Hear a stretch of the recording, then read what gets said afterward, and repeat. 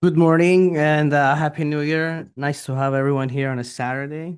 Welcome to the special meeting of the Police Advisory and Accountability Committee, meeting of Saturday, January 10th, 2026. I will request the Assistant City Manager, Robinson Pignon, to please call roll. Member Alm. Present. Member Kamina. Member Nguyen. Member Rodas. Absent at the moment. Member Tokolahi. Present. Vice Chair Ruiz. Chair Davidi. Here. I didn't hear from Vice Chair Ruiz. Apologies. Present here. Alternate Member Locks. Here. Alternate Member Valdez. Here.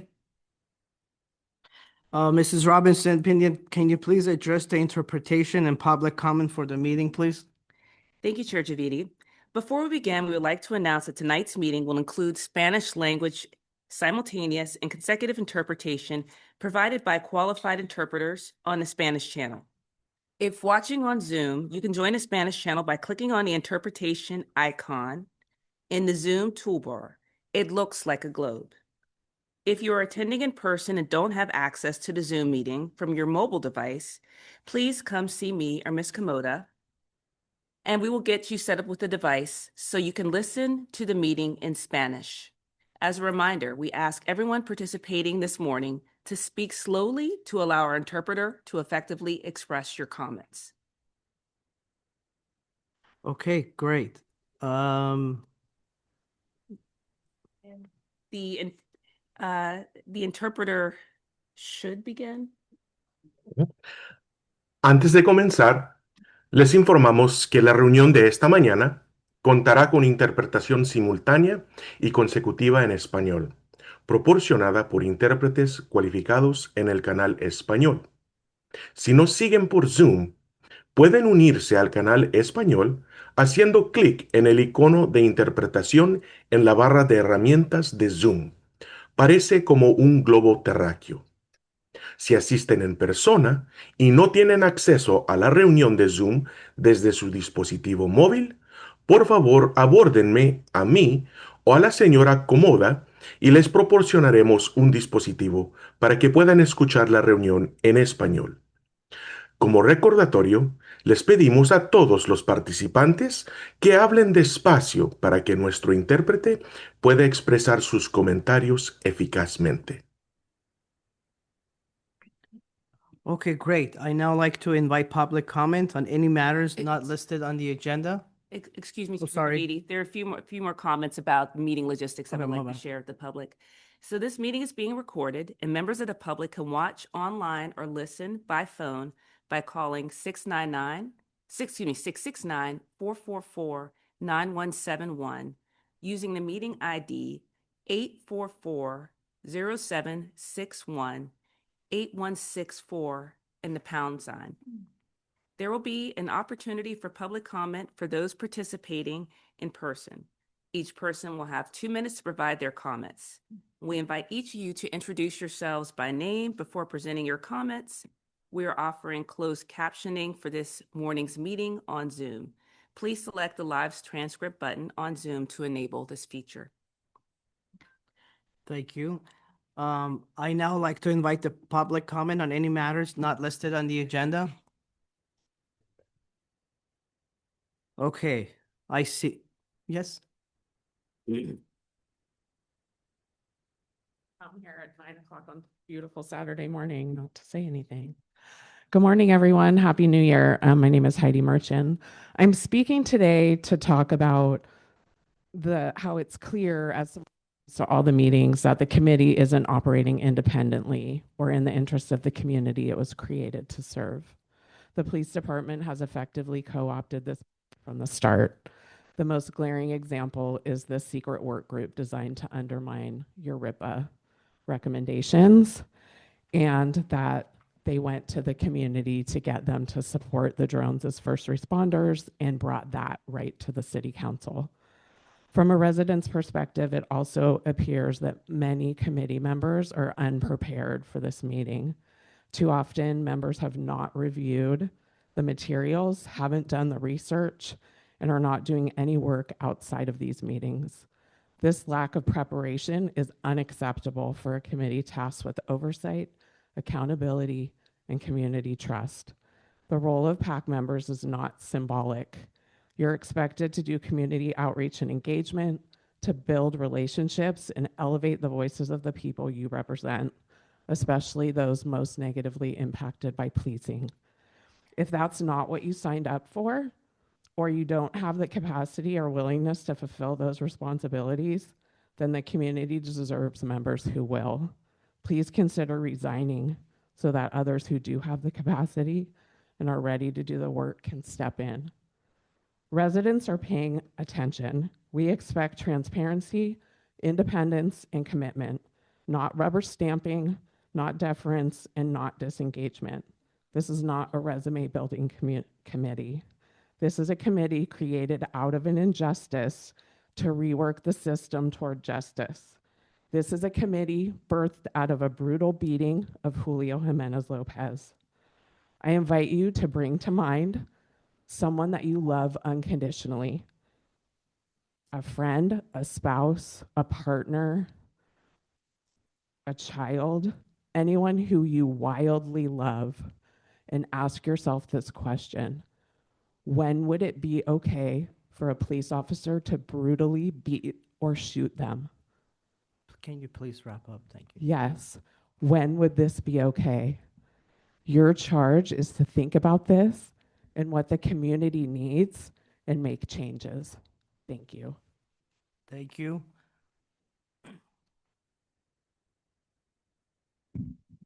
Good morning. My name is Tara Evans. I hope and urge this committee to adopt a work plan this morning that advances meaningful civilian oversight of the Santa Fe Police Department, not just in policy, not just in appearance, not just in showing up once a month, but in everyday impact. Let's make this year about sustained work, about going into the community. Let's align oversight with lived experience and bring this committee out of these chambers and into the very neighborhoods across Santa Fe that it's intended to serve, so that more people know who you are and what you're actually doing. And let's move beyond the surface reform discussions toward the kind of oversight that earns public trust, because right now there is none. The kind that can only exist when that trust isn't filtered through the department and the police union here in Santa Fe. When oversight stops being fed by the system it's supposed to examine, it'll finally be real, because you can't watch and monitor the system clearly when the system controls your lens. Thank you.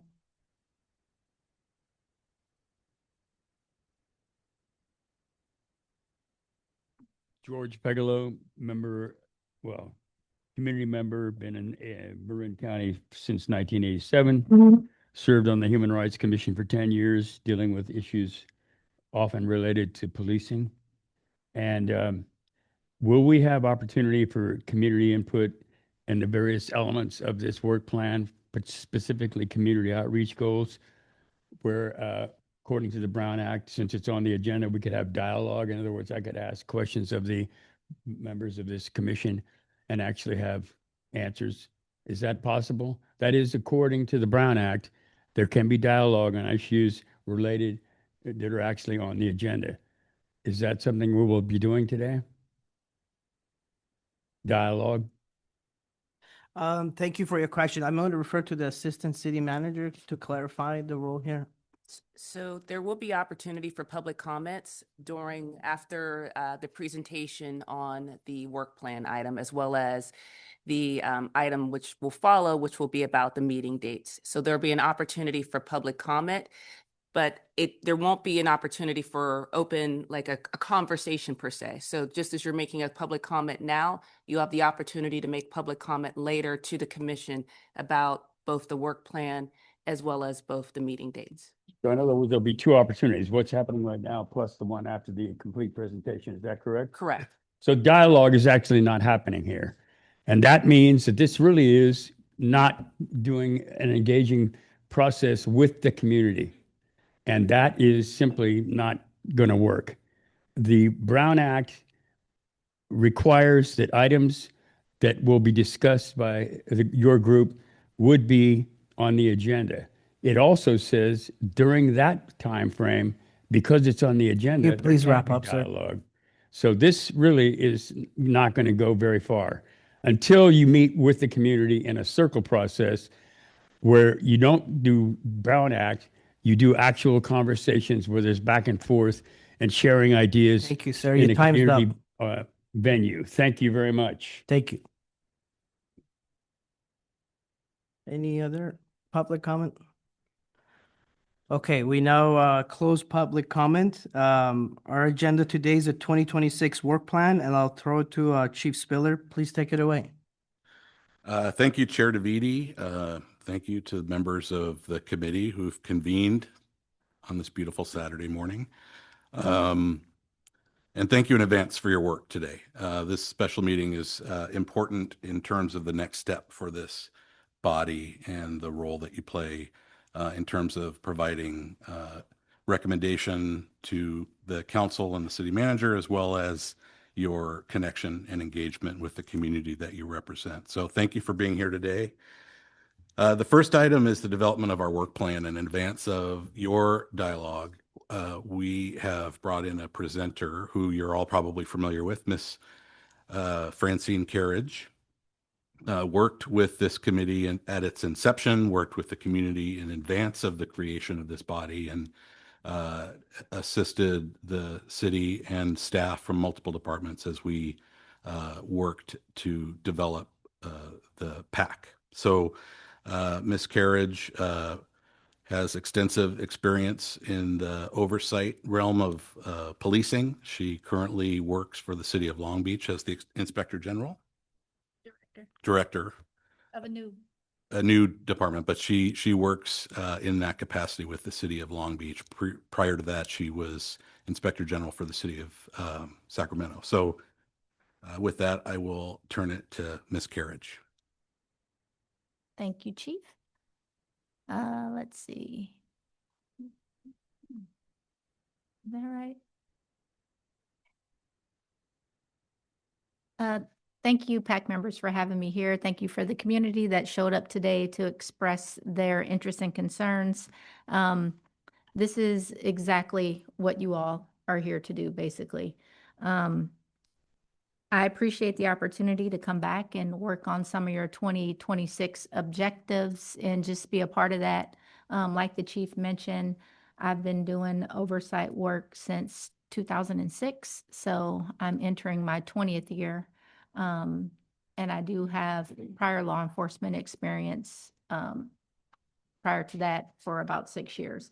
So a lot of what we're going to discuss today is through trial and error with some of the commissions and committees that I've worked with, just going through some of the things that have worked well, that have not worked so well. And I am available for questions. I will try and slow my pace. I tend to talk very fast. If you do have questions, feel free to write them down, and then, I'll try and break within the presentation to give you an opportunity to touch on different things. This should not be too long, but that is what we're going to work on. And as I mentioned the last time I was here, this is very admirable work, but you do have to keep in mind you're here to represent the community and not just yourself. So it is important that you do engage the people that you are here to represent, and that's a lot of what we're going to dive into today.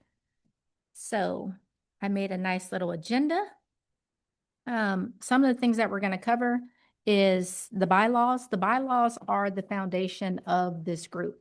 It's the skeleton, if you will, of what you're supposed to be doing, how you're supposed to be doing it. The engagement with the community is the muscles and the skin. So you always have to make sure that your skeleton is in place and you clearly understand what's in it. So if you don't know your bylaws almost by heart, that's where you should be starting. Next, we'll talk about the education of the group, which is your past presentations. The community outreach that you're going to be going forward to do is what I hope to see. That's your goals and the audience that you will seek. The action is the implementation. So the things that you're doing and also the things that the police department does when you make the recommendations. That is important. The follow-up is the feedback and how you measure success. Sometimes that is a hard thing to do because everything that you work on will not always have empirical data to associate with your goals and your successes. And also looking ahead with the group is something you should consider as well today.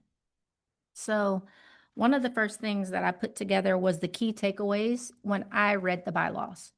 So what I understood it to mean was this committee is to improve the transparency between the San Ramon Police Department and the community. One of the ways you do that is through communication. When there is a breakdown in trust, it's usually grounded in a lack of communication between the police department and the community. So some of the things you should be asking is, what do the people want to know from their police department? And based on what they're already receiving, is there anything missing? That's where you get the lens of transparency. It's what the community feels like they should be receiving that they're not receiving. And if there is a gap in that, that's where the PAC can help fill that gap and help them understand if some of these items that they want to know and they're not receiving is protected by law, then you are then informing the community based on what you have learned to help them either understand the law or help change the laws. Provide greater community participation. So not only do you want to engage the community with what they feel like they're missing from police involvement or police response, you also want to better understand where the police department is lacking in community participation. So it doesn't work one way when you talk about building relationships.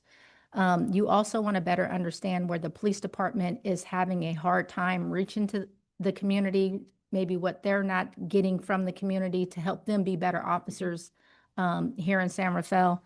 And it's a bridge in both directions. You want to build points of collaboration. This will be discussed a little bit later in the presentation, so I won't go into it too much.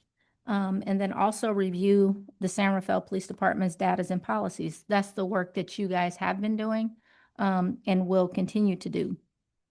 So when you think about future tasks that you take on as PAC members, things that you want to do, always go back to your bylaws and ask yourself the question, how does this work, or how does this recommendation improve or strengthen the bylaws that we've been entrusted to uphold? Okay, so when we talk about the education of the PAC, these are some of the areas that the PAC received presentations on in 2025. When I think about a committee or a commission, I think about their growth in phases. So there is a birth, if you will, usually coming up out of some type of negative interaction between the police and the community member, some type of atrocity that has happened, and the community feels like they need someone to speak on their behalf and bring their interests forward and represent them with the communication with the police department. It is important that that group, any group, has a space of understanding, of education, of becoming knowledgeable of the things that happen, why they happen, policies, procedures, and laws. So the past 2 years, you guys have done that work. You've been understanding, getting to understand policies, some of the areas where the police department engages the community, the how, the whys, and some frequent concerns that the community may raise, especially behind homelessness, lack of transparency, police culture, RIPA data, some of the other things. This growth never stops, but you don't have to keep revisiting it over and over. You should get updates as laws change. But the next phase, post-education, is outreach and implementation. So continue with the ride-alongs. You want to make sure that you're going out there to see how the police are engaged in the community, What areas aren't you seeing when you're on your ride along? You know, that's the part you also want to look for. So when we talk about community outreach, this is now the time that you take all the things that you have learned and you go out in the community and engage the community and see now what are you all missing? We talk about increased public awareness. How many parts of the community don't even know that the PAC exists, and why don't they know? There's quite a few of you. The commission that I'm with right now, there's only 7. Long Beach is quite a bit bigger, but still, you guys have power in numbers. You all have access to different parts of the San Rafael community that should be engaged. Improve accessibility. Talk to the community members and ask them, why are we not seeing you at our meetings? Is it because you're holding a meeting in a building that maybe the community is not comfortable coming to? Some people don't want to engage government facilities for fear of deportation or fear of, I have a warrant. I don't want to be anywhere near the police department. I wouldn't go downtown if you paid me. These are the things that you guys have to consider when you're trying to engage the people that you are put in place to represent. Everything can't be here. You have to go to them. So strengthening trust, making sure you engage diverse groups. And you also have to create regular feedback loops. I'm a big fan of pulse surveys. They're very short. They don't take too much time. I think I suffer from it as well. I have the attention span of a gnat. If you give me something too long, I'm not going to do it. So my recommendation to staff was that I would help them create ways that you guys can have certain dialogue with the community, just short 3-question surveys, and also a template so that after you do go to these community meetings and you're asking these questions, there will be an expectation that you come back to this body and you report out. And that's every single one of you. If you're doing the work in the community, there's no reason you can't come back and engage this group with what you have learned and what you heard. So this is just an example of some of the areas that you can use.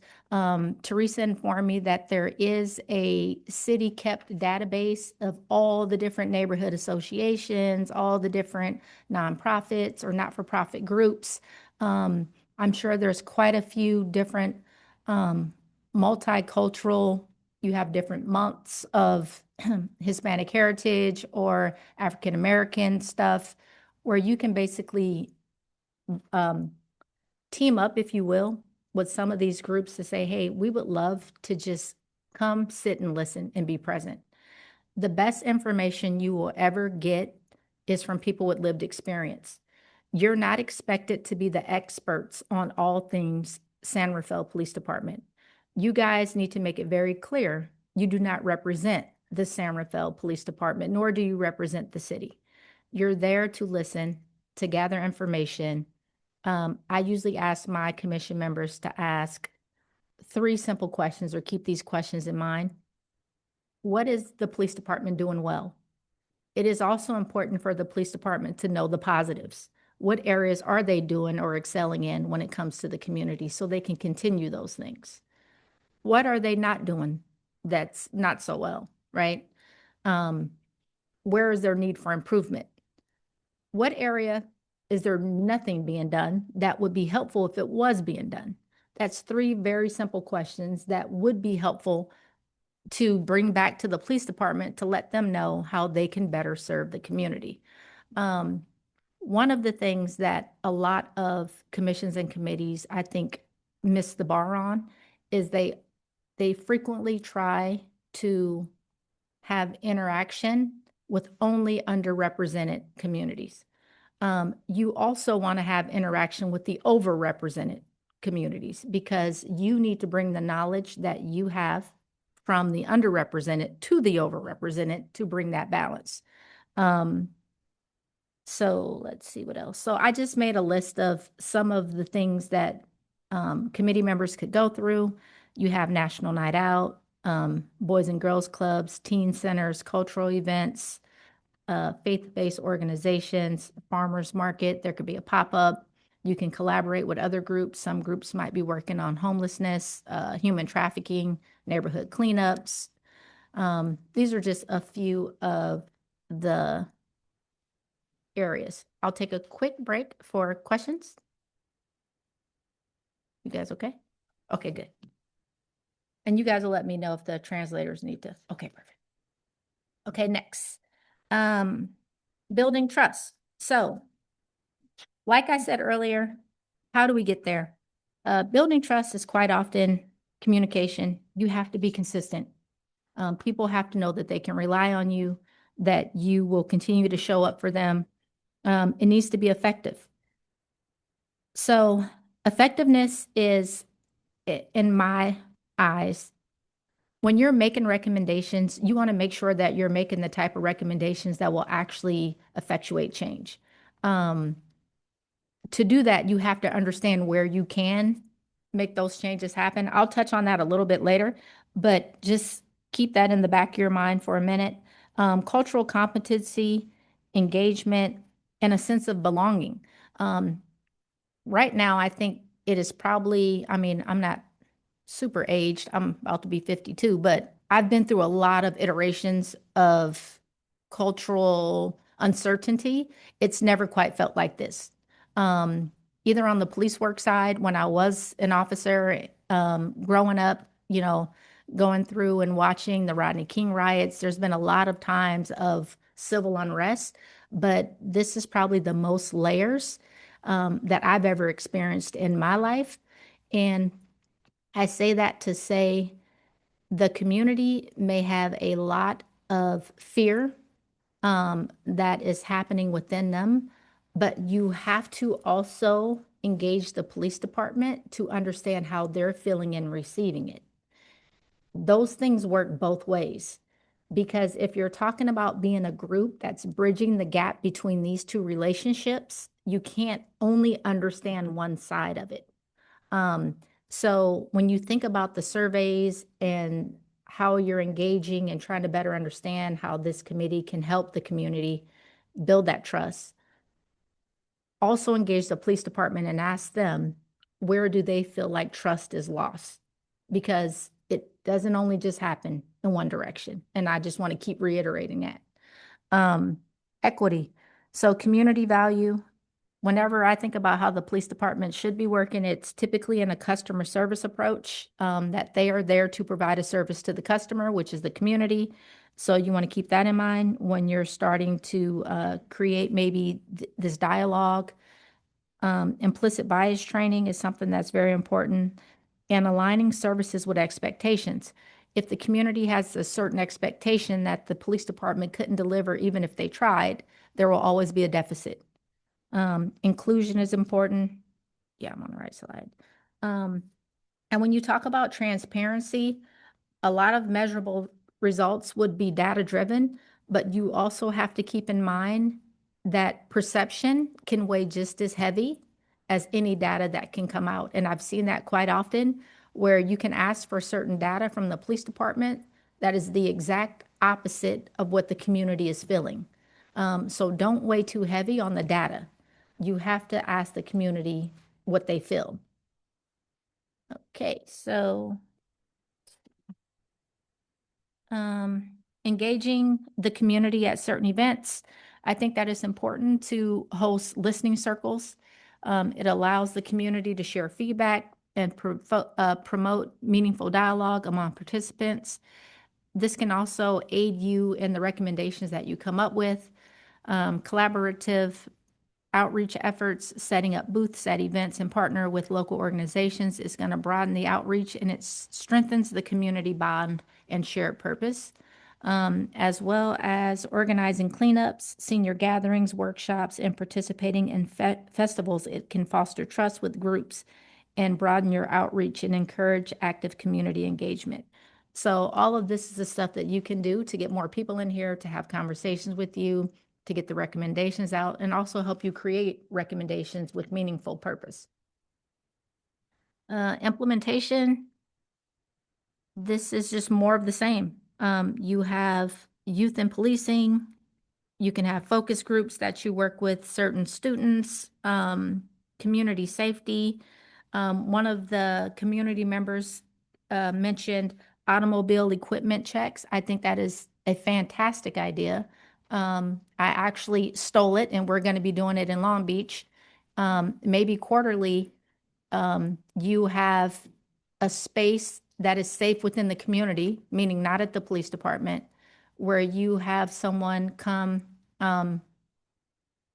who understands the citations that are frequently given, and they can check the mechanical defects of the car to see if are your brake lights working? Do you have things hanging from your rearview mirror that would cause you to get pulled over by police? So just some of the frequent things that cause people to get stopped that may feel like they're being targeted because they're a minority in the community, and you help them fix that. Yes.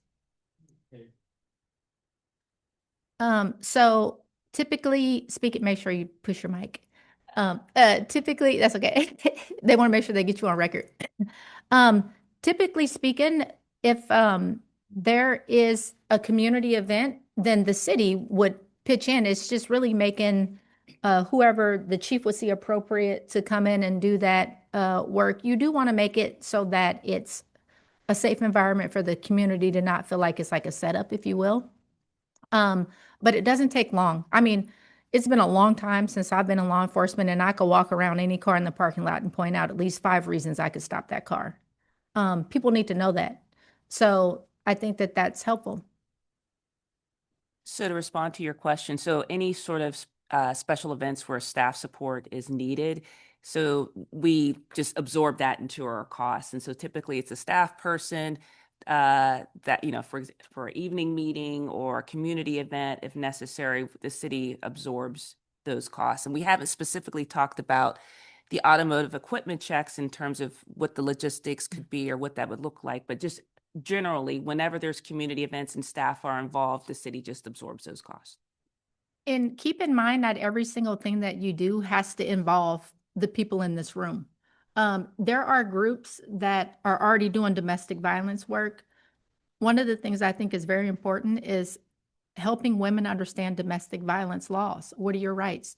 Where can you go to get help if you don't feel safe in your home? I know when we were in the process of engaging the community and talking to a lot of the community members, these were the things that were coming up, because not everything directly is associated with a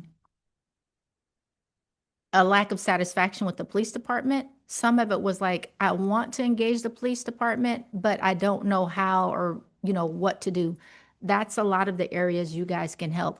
The youth in the community, when we spoke to them, there was a lot of young females that said, we get harassed when we're walking down the street by old men. Like, what can we do? These are all the things that build back into safety. How can this committee help? What can you bring back based on what you're hearing to the police department to make them aware of what community concerns are that maybe some people aren't comfortable going directly to the police to tell them about?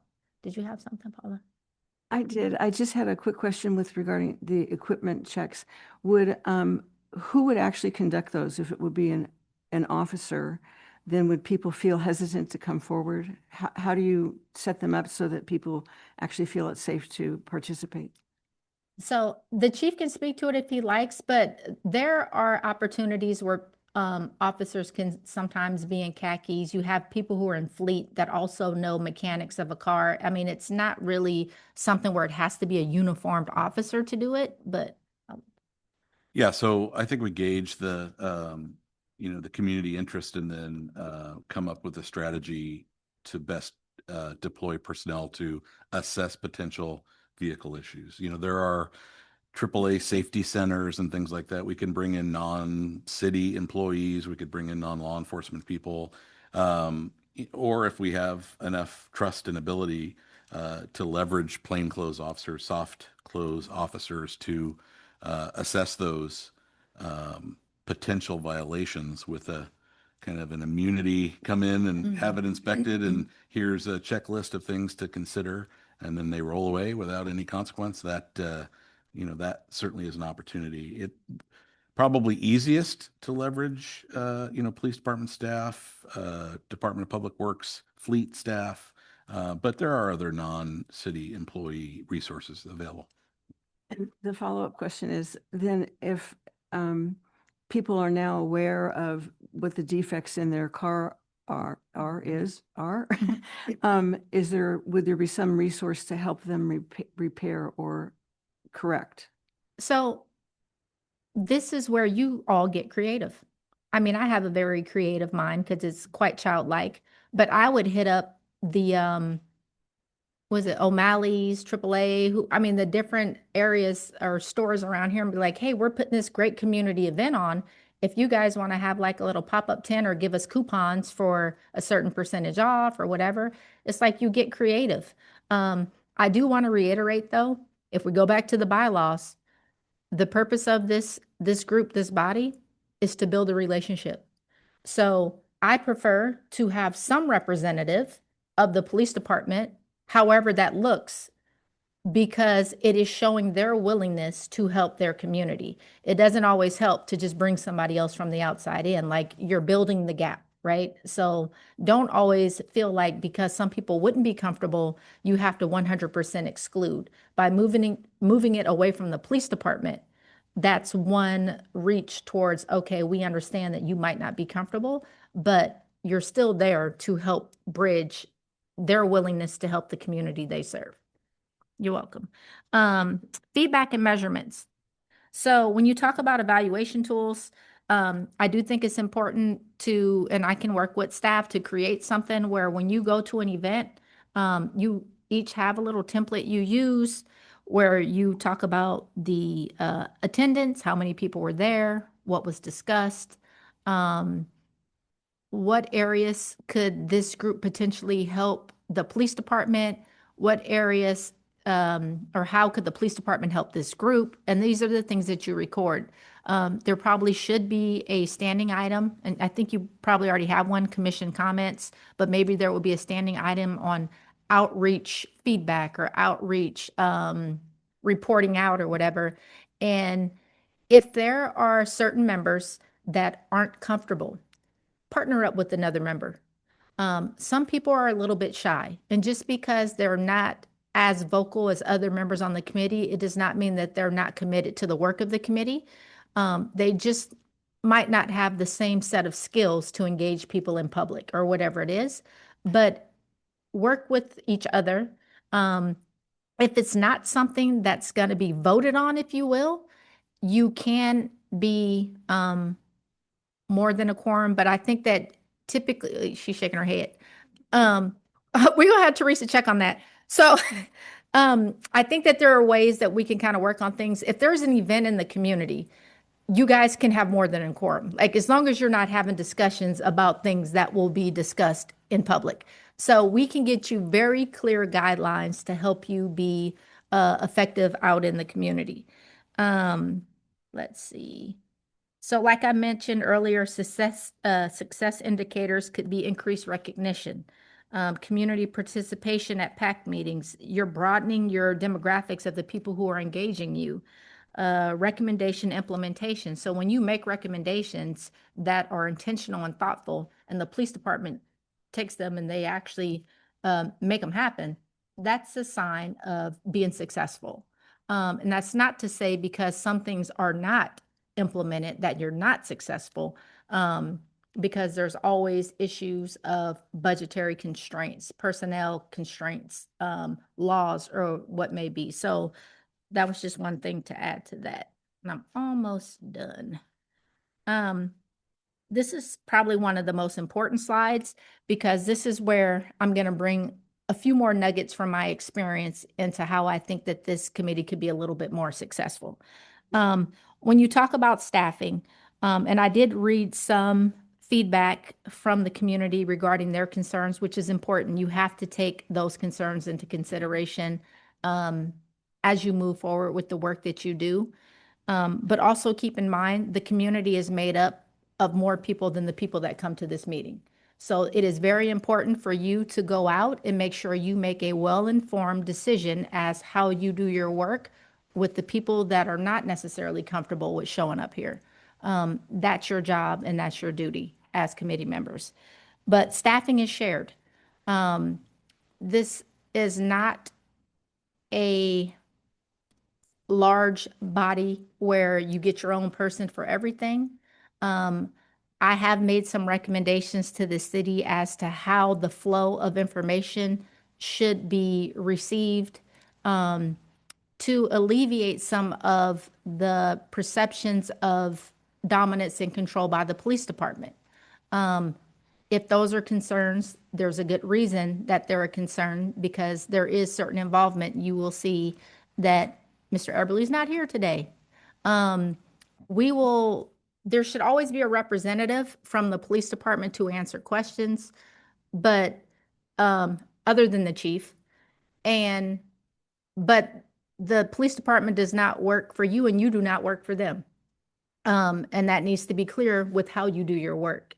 So I will continue to work with the city manager's office to add that layer of autonomy and independence so that you can always feel like you can freely move in the direction you need to move in that represents the community. Location, already mentioned, you got to get out of this building. I spoke with them. There are challenges because you are a Brown Act body. They have to have the ability to set up the translation services, to, feed it out and do other things.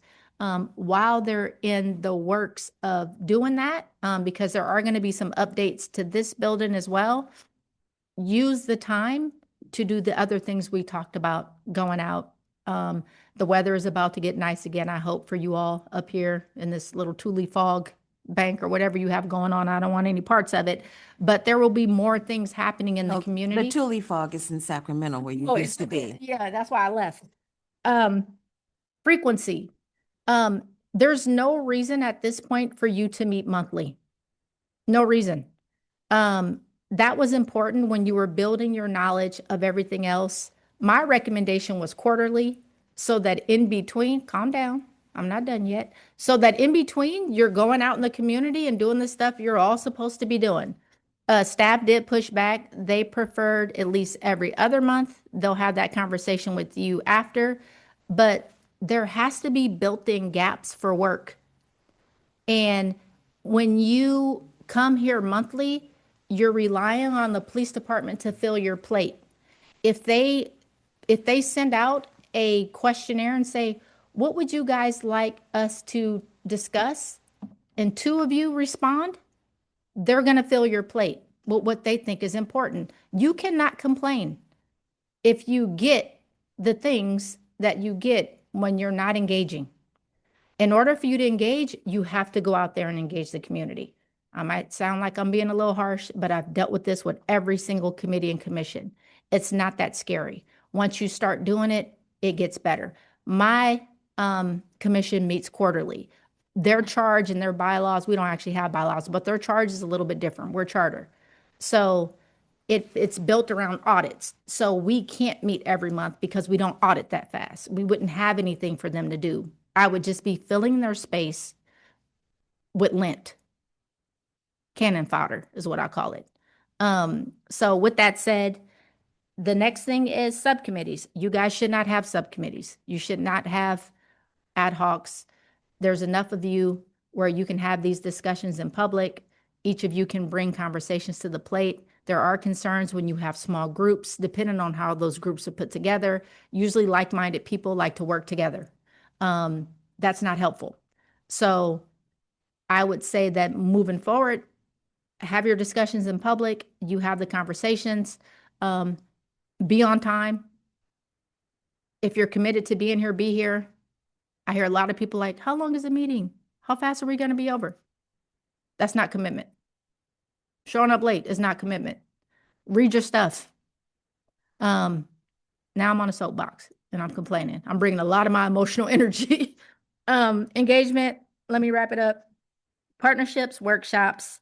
Webpage information. Are you guys checking the police department's web pages? Are you feeling like, hey, this would be nice to have? There's some great recommendations about translations into different languages. That is important. That's good stuff. I talked about a template of feedback. I could work with staff to do pulse surveys, just short surveys. You want to know from the people. They're frequent and consistent, maybe once a month. You want to see if there are trends. Are things changing?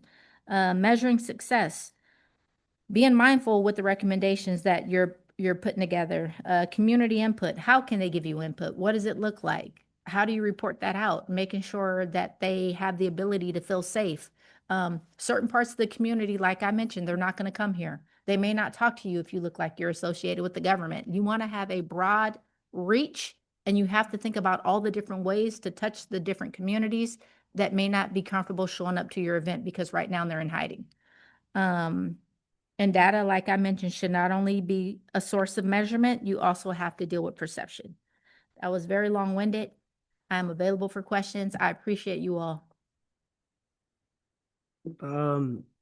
Thank you, Francine, for that insightful and always nice to have you and educate us and inform us about what you presented. Do we need to toggle? Okay, so let's Well, no, we take. don't have to toggle just yet, but I just wanted to make some closing comments after Ms. Kerridge's presentation.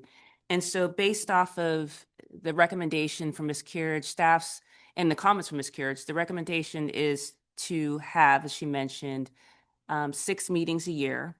I will say that there are commissions that meet quarterly. So Novato PARB, which has a slightly different charge, does meet quarterly. But the recommendation is to meet 6 times a year, every other month, potentially. And you're going to discuss that during the discussion about meeting dates.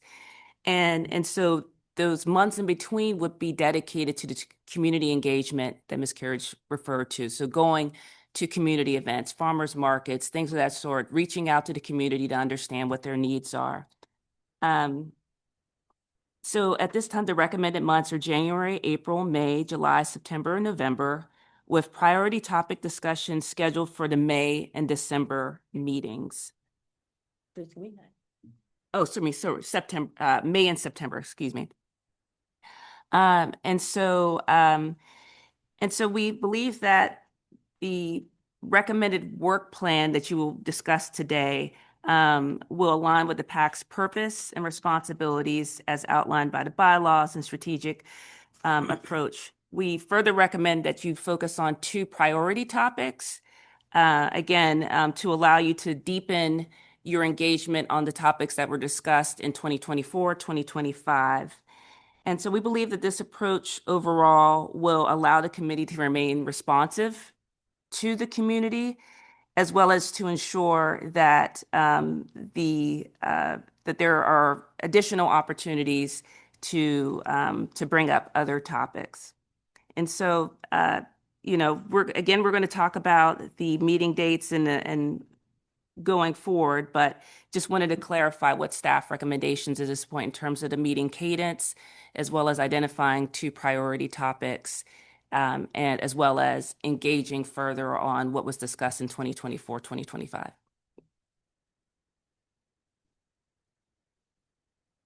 Thank you. Karen, before we open it up for committee questions, I will go ahead now and toggle the interpreters. Thank you.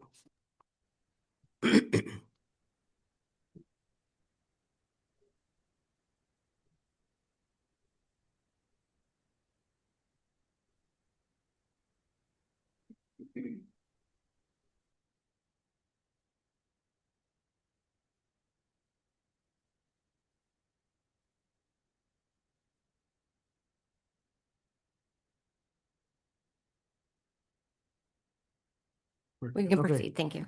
Thank you. I'd like to ask any questions from our committee about the presentation. I'll go in this order. Member Alm, you have any question? I've got questions. First, I would like to focus on moving us out of here. What are the technical and feasibility requirements we would need to keep it open electronically to the public? I've had conversations with Omar Carrera, and he's game to moving it to having hosting a meeting. at Canal Alliance, and I also spoke to the executive director of the Marin Multicultural Center, and she was very game with that too. And they said they have a lot of technical abilities, but I'm wondering what we would be needed. So as far as outside of city locations, I can't speak to that initially. I'd have to get some more information from you. I have been in communication with the city clerk's office. It has been something that staff has been discussing right now. And if you refer to the staff report for the scheduling, the city is going through some audio video upgrades. There's new legislation regarding council meetings. So that the priority will be for the council chambers first. However, one of the other projects is the Alboro Community Center, which should be done late spring to early summer. That would be an alternative city location that we can move the meetings to. As far as the other outside of city locations, I need a little bit more information, and then that's something that we could discuss. So they could be a possibility. Potentially, yes. Okay. There are other city locations as far as conference centers, or conference rooms rather. However, they're very tight quarters, and trying to have 9 different members ask questions along with public comment, it would make it very challenging to hear that and be able to translate that. So that's our limitation also. Any more questions? Actually, Okay, thank you. And I asked Member Kamina. Wait, Chair, I'd like to comment to. Can you those- please, let's save the comments when we have the comment section? Excuse me, I mean, the question, I want to address what just Daniel had just said. I have something to say to that. How do we, because I want to keep the order going smooth so we don't have interruption. I do want to be respectful, but is there a time where this is done? So as the chair, you facilitate the conversation. So if you want to entertain alternate member Locke's question, you can, or you can keep to the cadence of going down the line. I but like it's to entertain. But it's It but was that's on the discretion. topic. No, I what like, he just said. I just Okay. want to know, please go ahead. We can, Member Locks. I don't want to develop a frustration at the very beginning of our meeting. I wouldn't interrupt unless I was asking to participate in what was just said. Please go ahead. Okay, thank you. As each of you have received the letter that I sent to Lindsay for her to actually give us the research and the feedback about different locations, and staff really wasn't able to say definitely today, where those locations are. But one of the things is there are expectations of what this committee, the technological stuff. But I have observed that other committees, city committees, are meeting and are not actually using all of this technology. And so the question would be, as you did say, what amount of technology is needed, not going overboard? You know what I'm saying? Because not all committees have all of this. Like I go to the recreation committee and they have Zoom and so forth. They can have translation, I understand, but not all of the technology. Chief, Thank did you. you want to respond to that? Well, Teresa and I can, because Teresa has been much more engaged in this than I have. So yes, there are certain commissions don't have the translation that this committee does. And so I believe that that's one of the technological limitations that we need to address. Also, with that, Wi-Fi coverage in certain buildings. And so we just want to make sure that people that participate remotely are able to get the full experience. And I can't speak to necessarily, and I would defer to the city clerk on those other commissions and what their boards and committees and what their needs are. But the city's desire is to have other locations that are fully equipped so that remote participation is as robust as in-person participation. And so towards that end, I think it's actually going to be a little bit earlier than spring. I think that Borough may be ready in March. And so that's what so that would be a possibility in March. But so again, I can't get to the technological details, but those are some of the things that we take into consideration. So I'll add to this part of the conversation. Given the weighty nature of our discussions and our desire as a city for inclusion, translation is critical for this meeting, and it's our ability to post this meeting live and then to record it for the community at a later time, or for those that aren't in the room, to make that accessible. This technology is really important. We are, and I'm pointing to staff, we are happy to, for the first quarter of calendar 26, report out on status and keep this at the top of the pile in terms of importance, if the committee so desires. Staff across the city is working on prioritizing the upgrade of the technology in these conference rooms at city facilities, and we could also get your suggestions, Member Alm, and then have staff assess it and find out whether we can hold a public meeting at a non-city facility and it meets all of our needs. Then I think we'd be really open to that. So for the first quarter of the year, we'll report out on the ability to move or report out on the projects of upgrading these other facilities, and we'll keep that in front of this committee. Thank you. Thank you. Member Kamina, did you have any question? I don't have any questions, but I have lots of comments and suggestions for the next round. Okay, thank you. Member Nugan? No questions, thank you. And let's go to Member Rodas. No questions, just comments, and I'll save that for afterwards. Thank you. Member Tukwalahi? No questions. Member Locks? No further questions at this time. Thank you. And Member Valdez? No questions, thank you. Okay, and I don't have any questions. I have more comments that I'll keep for later. I'd like to invite public for comments, please. Oh, I'm sorry, we forgot Member Ruiz. I'm sorry. This is my first day on the job and I'm already slipping here. No Mr. question, Ruiz. thank you.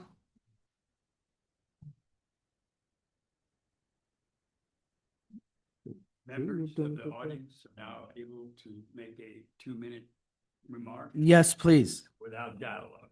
Cool.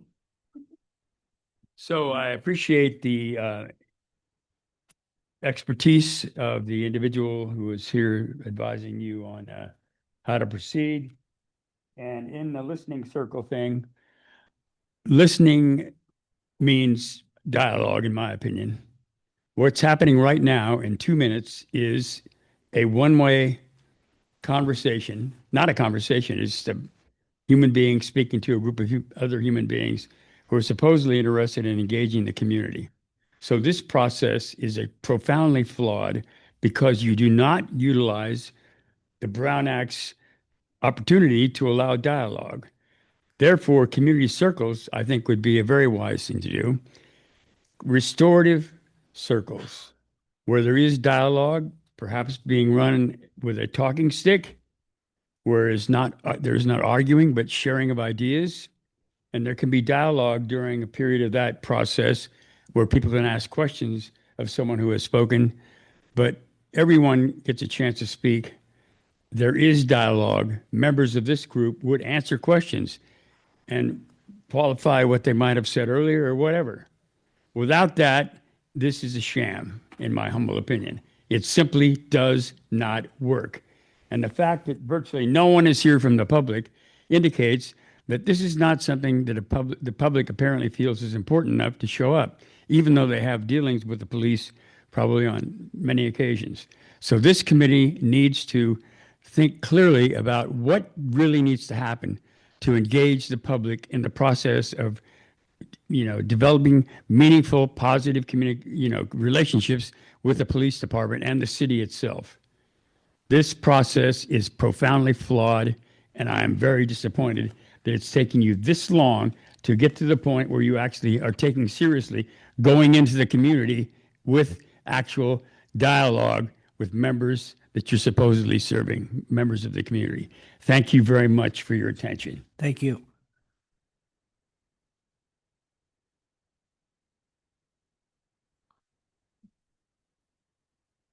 Good morning, bright and early. My name is Sarah. I serve on the Marin County Civilian Oversight Commission. I agreed with a lot of that was in the presentation, especially getting out within the community. However, I don't think that getting out in the community should be a justifiable reason to reduce the number of meetings of this committee. I feel like it should stay monthly. I think it would cause more harm than do good to cut it down to every other month. I feel like the people serving on this committee should be dedicated to the cause that they're serving on this committee for.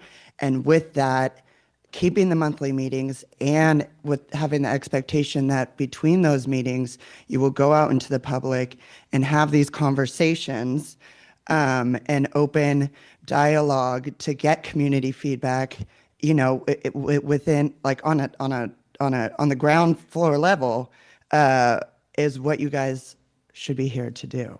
And I think comparing this committee to other committees to give reason as to why they should reduce the number of yearly meetings is just doesn't make sense.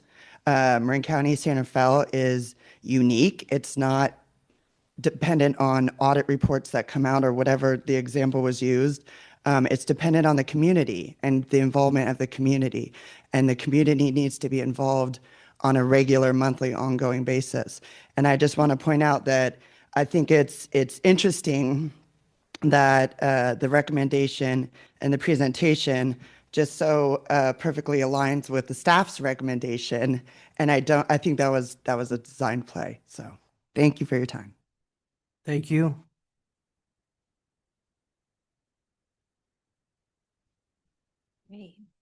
Just in response to this presentation, so whether a civilian oversight body meets monthly or quarterly can significantly affect its impact. It'll affect your responsiveness to the community, as well as the public trust, which is what you so hope to gain this year.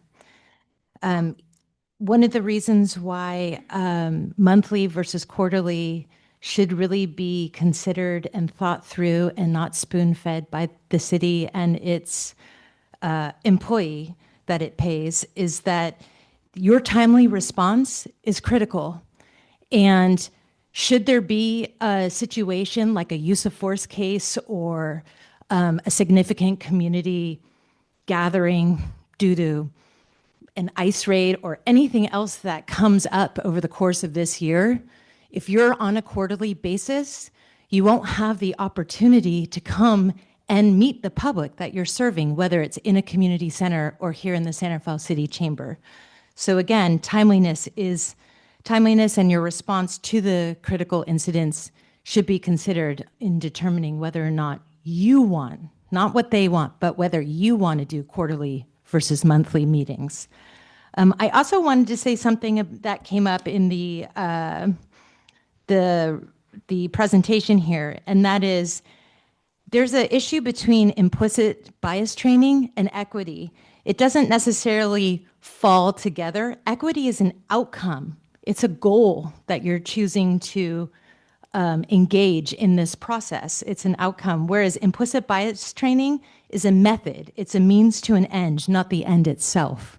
So when you're receiving presentations from subcontractors for the city or from the city itself, what I'm asking for you this year is to do the research on a monthly basis and ask the question internally as to whether or not this is the information that's being fed to you, or this is information that is logically making sense for the purpose in which you're serving on this committee itself. Thank you. Thank you.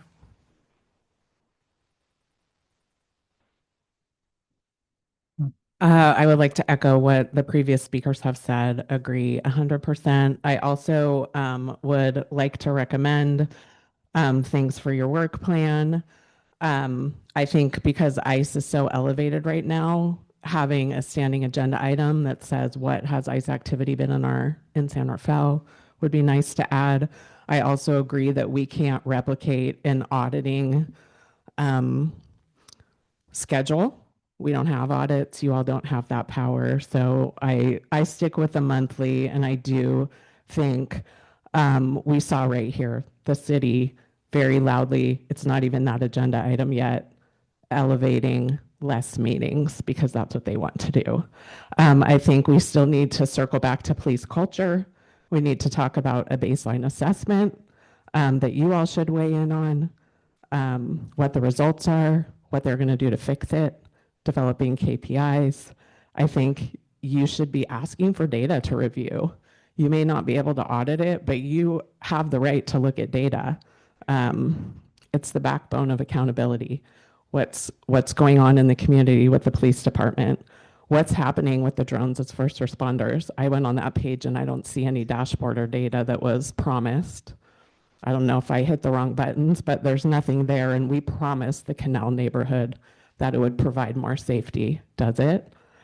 We should establish working groups. I don't agree with no working groups. There should be a working group that comes together to start designing what does community outreach look like, what does engagement look like, and come back and propose it to the group.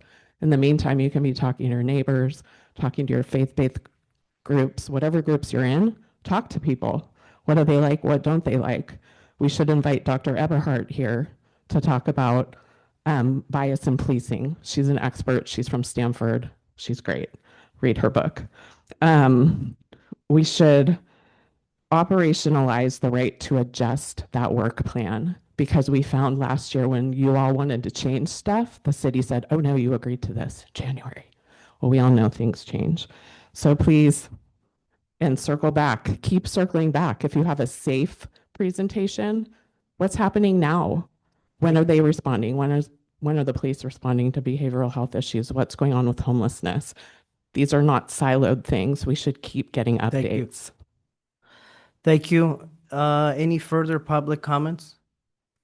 Okay, I'll ask the staff to answer any questions.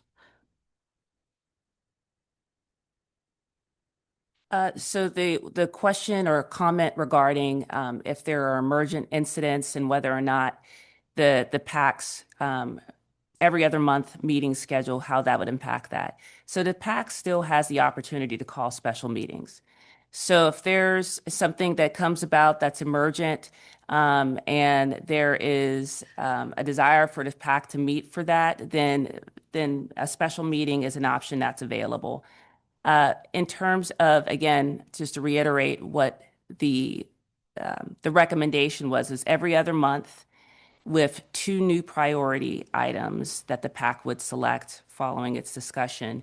And again, I appreciate the comment about the commitment of the PAC to go out. These are volunteers, and I don't want to question anyone's commitment, but and people have varying responsibilities. And so again, to do that meaningful, deep engagement with the community, it takes time.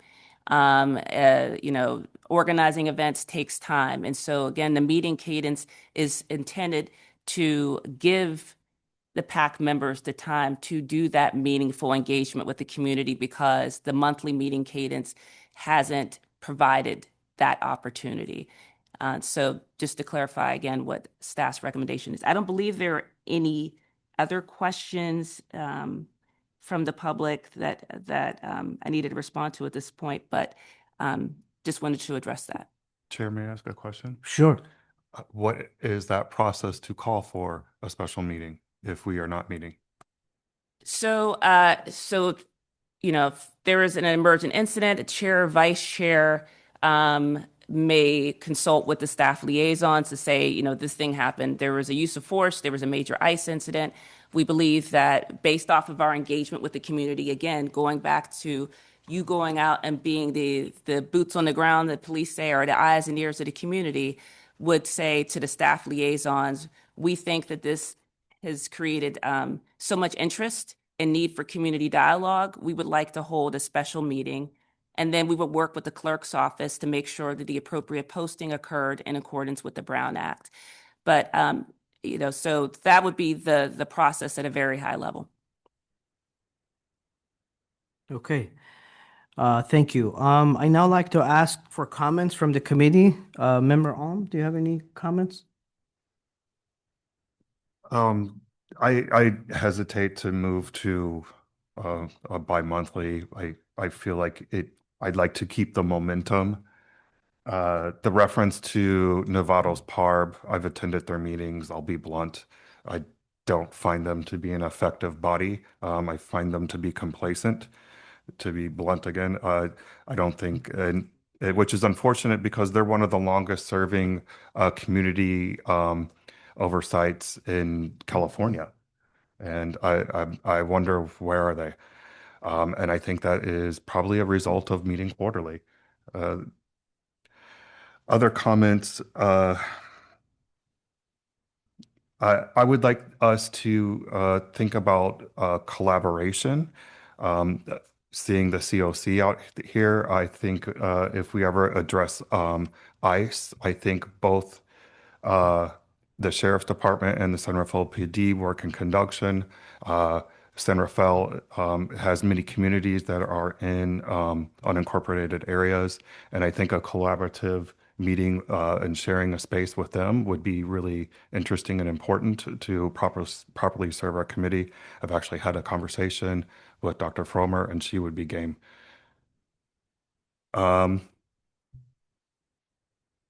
Looking forward to this year myself. I can't wait to work with other community members. I'm always out there to be available to community members. You see me out there, I'm out there. I'm thinking about me personally opening up like a monthly Zoom. I'll check in, open up the Zoom, and if anyone wants to log in the community and have their comment, I'll put that out there. I'll work with city staff on how to publish that so it can get out there.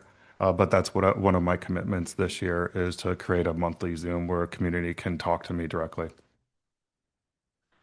Thank you. I'll now ask Member Kamina. Thank you so much. I have a long list. The top of my list was, and I'm glad that it's been mentioned, was I'm very interested in hearing from the person that you recommended from Stanford to come and speak to us. It sounds very fascinating. I feel a little bit. Yeah, I know. Thank you so much. I feel a little repetitive, but of what's already been said. Since culture has become such a hot topic, I think it would be educational for us to hear from various people in the community about what their culture is that they bring to San Rafael, whether it's Latino, Asian American, Black, whatever would be appropriate, just to participate in one of our meetings and give us some insight so that we can broaden our view. The next point already mentioned was, since we're an ear to the community, I thought it might be, as well as going to different meetings, it would be appropriate to invite homeowner associations to come and let us know what their needs are so that we can assist them, and then to be invited to their meetings. On a slightly different edge, I thought it might be a good idea to have the DA's office victim witness staff come to talk about what they do and tell us how we can serve the people in the community that are most vulnerable. I know Member Tokolai does outreach for the Public Defender's Office, so I don't know if you have a person that could come and speak about balancing out what's on the other end of the DA's victim witness staff. The next thing always is traffic. I hear about that all the time. And some years ago, there was a conversation, I think on Nextdoor, about putting traffic cams. And of course, there was a huge outcry because it was an invasion of privacy. But there's so many accidents and so many horrible things. We've had a wonderful person in our neighborhood hit by a car and in the hospital for 4 months. So that's another thing. I think it would be appropriate to have a report on how the drone program is doing, which was also mentioned. Is there a possibility of having foot patrol in the canal to be more engaging? What hasn't come up is and I don't know how involved we would be in it, but the newly announced tiny home project at Marydale obviously doesn't have a good public look because of the way it was handled. And I think that if there's any need for our committee to be involved, we should be. And back to police culture. I read an article by Neil Gross about working with 3 different police departments to enhance culture. I think I don't know what our budget is. So he's based in New York, so I don't know if he could be brought in. But one of the departments that he worked with was was Stockton Police Department, and then Chief Eric Jones, who's now in Sacramento. Is that where our guest speaker is from? Sacramento? Is that? Used to be. Oh, used to be. Now it's Long Beach, I understand. So I thought since he's now the public safety director in San Francisco, maybe he could be invited to help us understand how they changed police culture. I would also like more updates on the youth working group that Member Alm is, because we haven't heard a lot about that.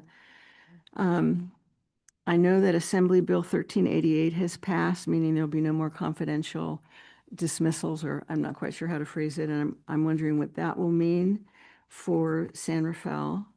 Let me see, only a few more. With regard, These are good.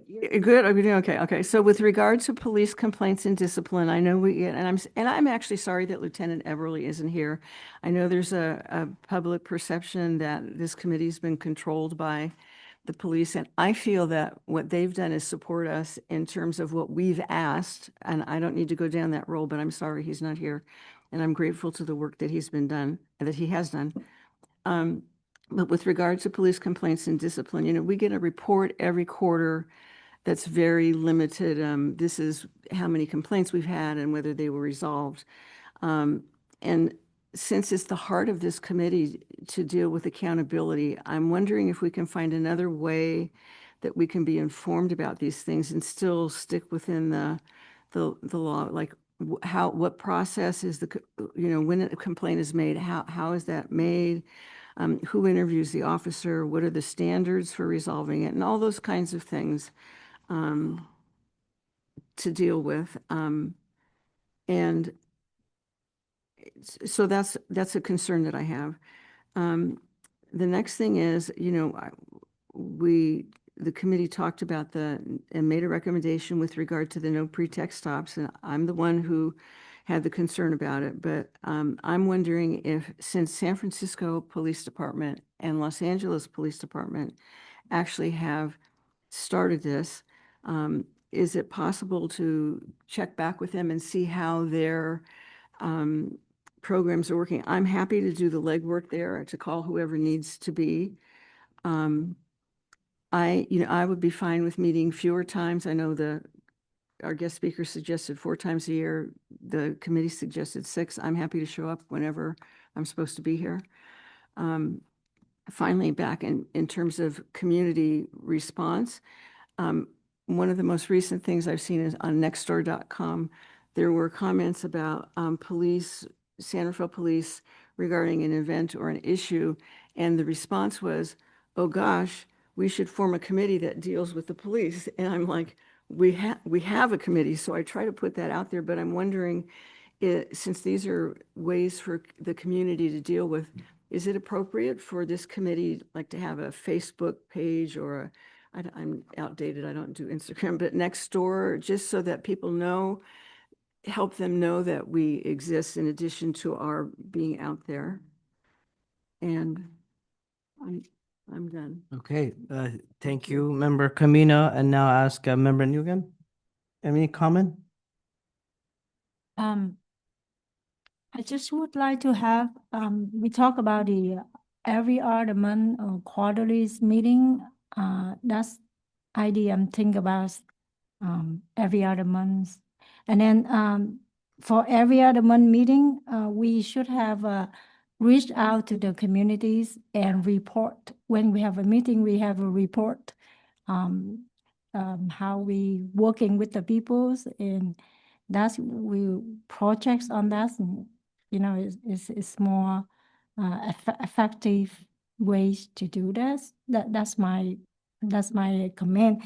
And then the other comment is I'm talking to my community Vietnamese, and they wish that we have a Vietnamese police who can speak with my peoples, because there's some happening in San Rafael in communities. They are either like language barriers, they can't talk and they are afraid. So that's the concerns in my communities. Thank you. Thank you. Great comments. Thank you. I'll ask Member Rodas. Comments, please. Yeah, thank you. I also want to thank the community for being here. I believe your engagement is very valuable to us. I agree with in terms of the frequency of meetings. I believe monthly is important in keeping the momentum, just like Committee Member Alm said. I agree with him in that with that position as well.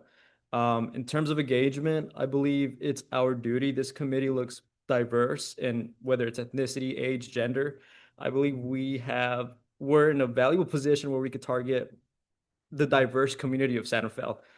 So I also want to reiterate that it is our responsibility. We should continue to engage with the community, gather all sorts of input. And in terms of what Committee Member Kamina said, I think a social media would be a good idea. I don't know what the legality of that would be, what the barriers would be, but because of this sort of age we're in of social media, I believe this is another important way of gathering input.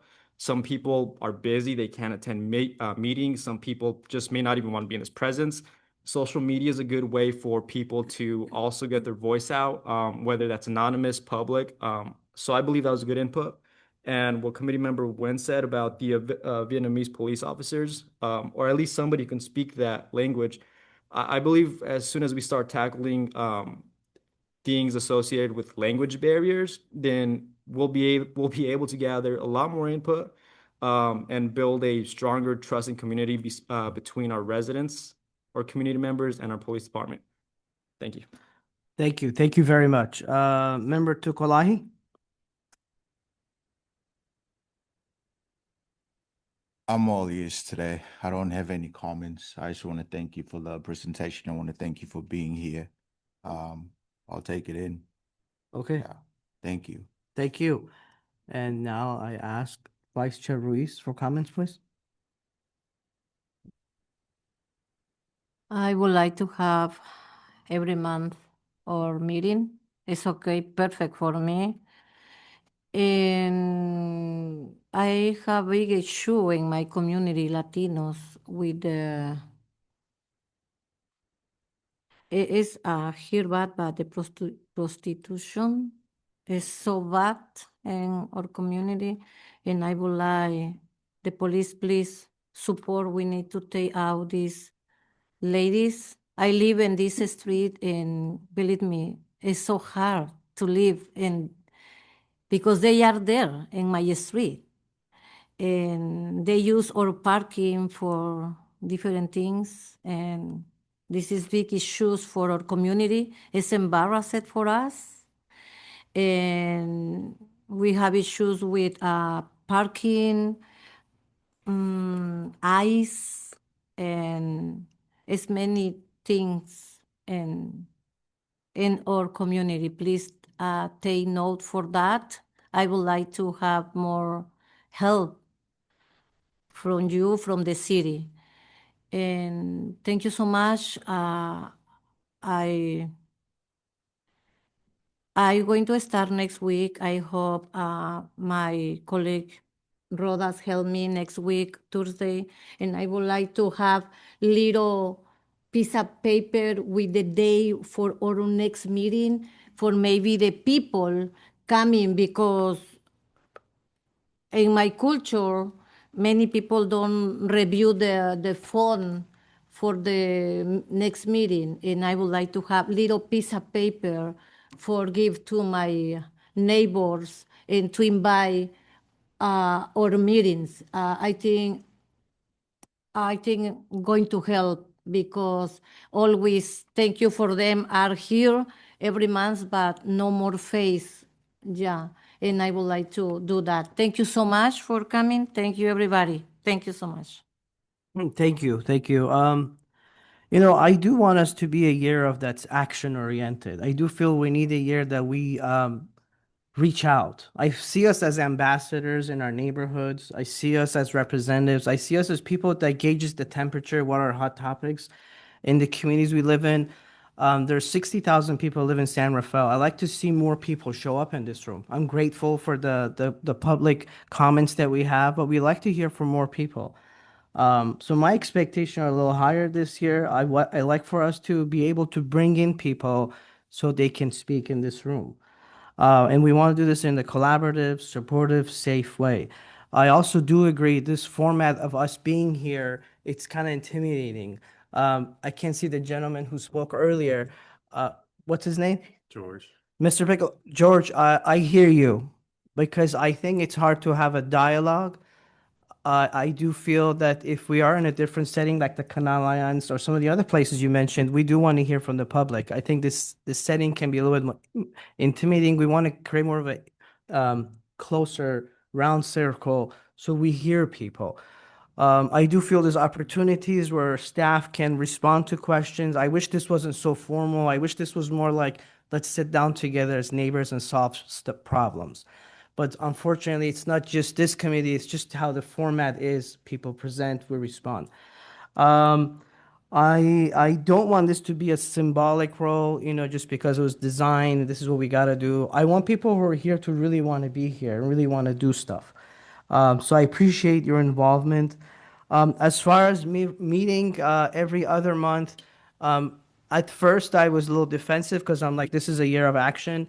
I'm not sure if my preference is not just to go to every other month right away. I do want us to be assigned homework assignments. Maybe next month we won't meet, but you have to go and talk to your community. I go talk to my HOA or to my faith-based organization or to the business community that surrounds me. So I do want, if we do take this 1 month break, it's not like I don't want it to be as a break. I want it to be as a homework, something action oriented. So I am in favor of it, but I do want to maybe titrate down, not just all of a sudden cut these sessions, but I'm not opposed to it. Let me see as far as stuff that I like to see on the menu, I think there's a lot of stuff, interesting stuff we've done. I know that we've had presentation from SRO officers at school levels. I'm open to inviting them back and learning more. I went to a high school that had a police officer presence. At first, it was intimidating. I was scared, like, what the hell is this guy doing on campus? Is he a narc? Is he? But actually, he ended up being best friends to a lot of people. I think there's a lot of gray areas where, like you said, people want to reach out. They don't know who to go to. We would play basketball with him. We'll check out his police cars. I think from the track record, from what I understand, we had it before here in San Rafael. Maybe we can start at one school, expand to other schools. So that's something that I'm open to revisiting, learning more. The topic of DV is important to me, human trafficking. So I do want to learn more about these top issues and also homelessness. And our city is growing, expanding. So we want to make sure that we have a police force presence that's aware and that's active and responsible and that can handle what our new change about that we're going to face as far as a growing population with traffic. I know I'm talking a lot, but I'm excited, passionate to be here. And I will end my comment and I will go next. Chair, really quick, if I can just have a point of Yes. clarification. I know that's probably not how it happens, but I want to clarify something. The every other month was my recommendation. Okay. Not city staff. This is what I recommended to them based on the concerns I was hearing from them, which also came from the community. The in between is not time off. It's a time for you to be in smaller sets to allow for dialogue, which is exactly what people in the audience are saying right now. So I'm still talking. So basically, Can we ask, please, the member of the public to be respectful when someone's speaking? I'll bring it back to you. Thank you so much. if you want to have back and forth communication, it has to be outside of a Brown Act body. If you're going to meet, you still have issues with staffing. You have people who this is above and beyond their regular duties. So even though there's an expectation for them to be here and do the work, that is perfectly fine, but just make sure that the work is intentional and actually bringing results. So if it has to be a situation where the police department is just not continuing to bring presentations to the group, figure out what it looks like. My recommendation is if you still want to meet monthly, that's fine, but have some type of like focus dialogue. You can't have that in this capacity, which would be the off month. You can be in smaller groups, having listening circles, having dialogue groups, whatever it is. It doesn't mean you're not working and not meeting, just not in this capacity. I just wanted to clarify that. I really appreciate that clarification because I do hear dialogue, I do hear about community involvement, about more people coming. So I do think these are the times we can use those 1 month alternates to go out and kind of facilitate those things. So I appreciate that. Thank you. Next, I have Member Locks. Chair, thank you for your clarification. I'm understanding that you were going alphabetically rather than summating as the chair before having all of the committee members present. Is that what you I'm were going doing? based on the list here. Okay, but think about your position now, new position. It's best to have all the committee members speak and then you summate rather than as you just did it, sir. Okay. Okay. It sounds like many of us on the committee have responded to the meeting times and so forth. And I think when we go over our calendar, that's when we should actually hone in on that at that time. There were so many recommendations and so forth. And I did have the opportunity of going out into my community. By that, I mean District 4, Terra Linda, yay, and talking with folks.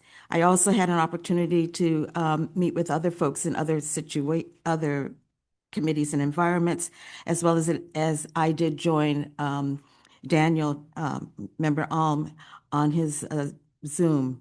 And that's one of the ways that I would like to say that we can put forth in getting people to present topics that we're interested in, such as Dr. Eberhardt from Stanford, is the suggestion of having them present a Zoom presentation if they cannot be here in person, but that they would be able to answer any of our questions. But then it wouldn't take in maybe a lot of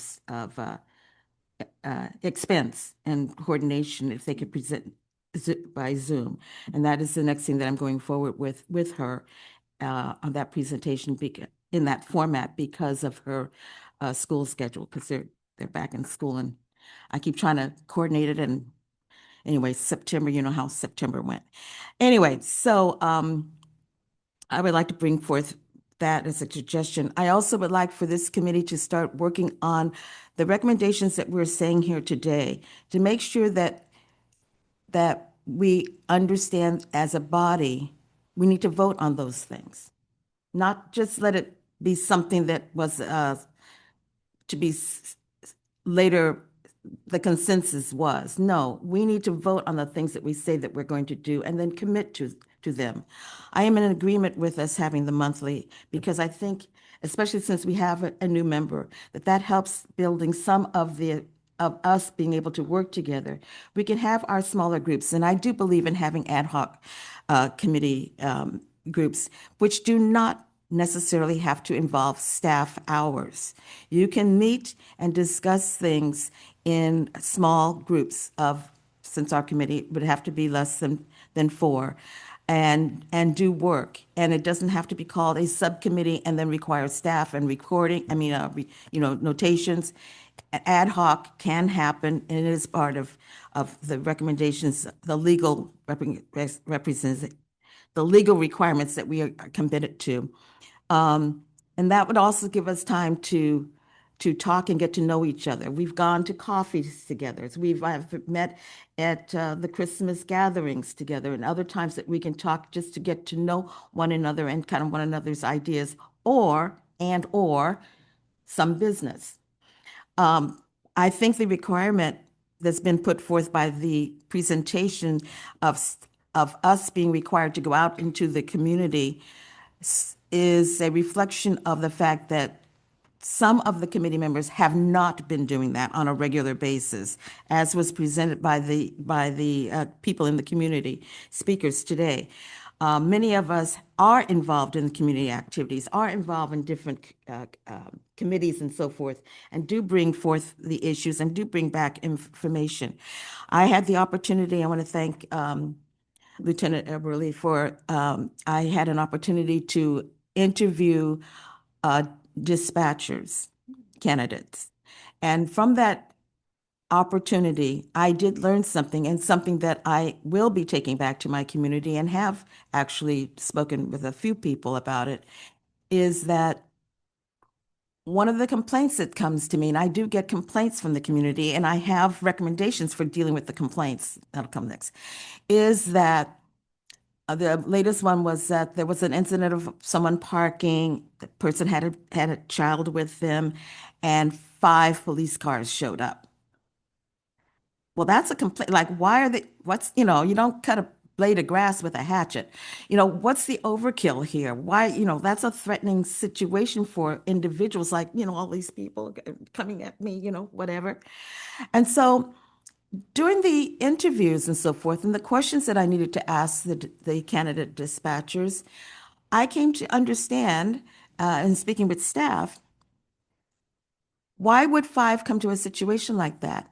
It's dependent upon what the information that the dispatcher gives out to the responding officers, their dialogue that they have, and then they go out. And so I am also recommending, as part of we will have learning opportunities this year too, not just action opportunities. We need to not only do ride-alongs, we need to do a time with listening to what dispatchers hear and how they respond, and then what happens. Because now that I know that, now I understand.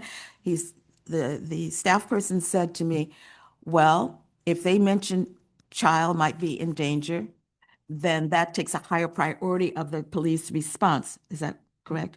It takes a higher priority of the police response, and those who are not engaged in active activity will respond, not because that person maybe was threatening or so forth, but there is the possibility of harm for a child. It's how maybe the communication back and forth with the police officers and the dispatcher, how is that interpreted? And then what's the internal communication between the officers and so forth? And perhaps other biases that may be part of that interaction. So I wanted to share that. That was one of the things I really wanted to share with our committee, was that there's a lot of learning that we still do need to do, but there's also a lot of more participation that we need to participate in the community, and having that be back and forth, because we need to learn. And as was presented, we're kind of like the little hub for the 2 bodies, and we need to be having communication going back and forth to each entity. And so one of my recommendations for receiving complaints, I had discussed this with Chief in the past, is I'm interested in putting up complaint boxes in each of the districts. So that's 4 complaint boxes. And I've identified the areas where these boxes can be located. We need to, maybe in an ad hoc committee, discuss, maybe with the chief, discuss how people would present the information, because in order for them to respond to the complaint, they need to be able to call somebody. So it can't be just anonymous. It needs to have some follow-up that, they put their phone number and their name so that they can call back, maybe the time of day and the number on the police car, if there was an incident, that kind of a thing, so that there can be some, without coming to the police department to put in a complaint, because there are complaint boxes, I guess, there where you can log a complaint. Is that correct? Yeah. So I think that there should be complaint boxes in the 4 districts, and later we can discuss where those locations are. And as far as people for those districts, the committee members that are from those districts would be responsible for going each month and collecting the complaints and being able to present in the proper structure what those complaints are, and then submit, how they're processed through the police department. That is another way of having the committee members from their districts going out into their districts, and actually that's an easy way of generating output, them getting out and so forth, for those who are not as active as some of us are. I think there was always a comment about knowing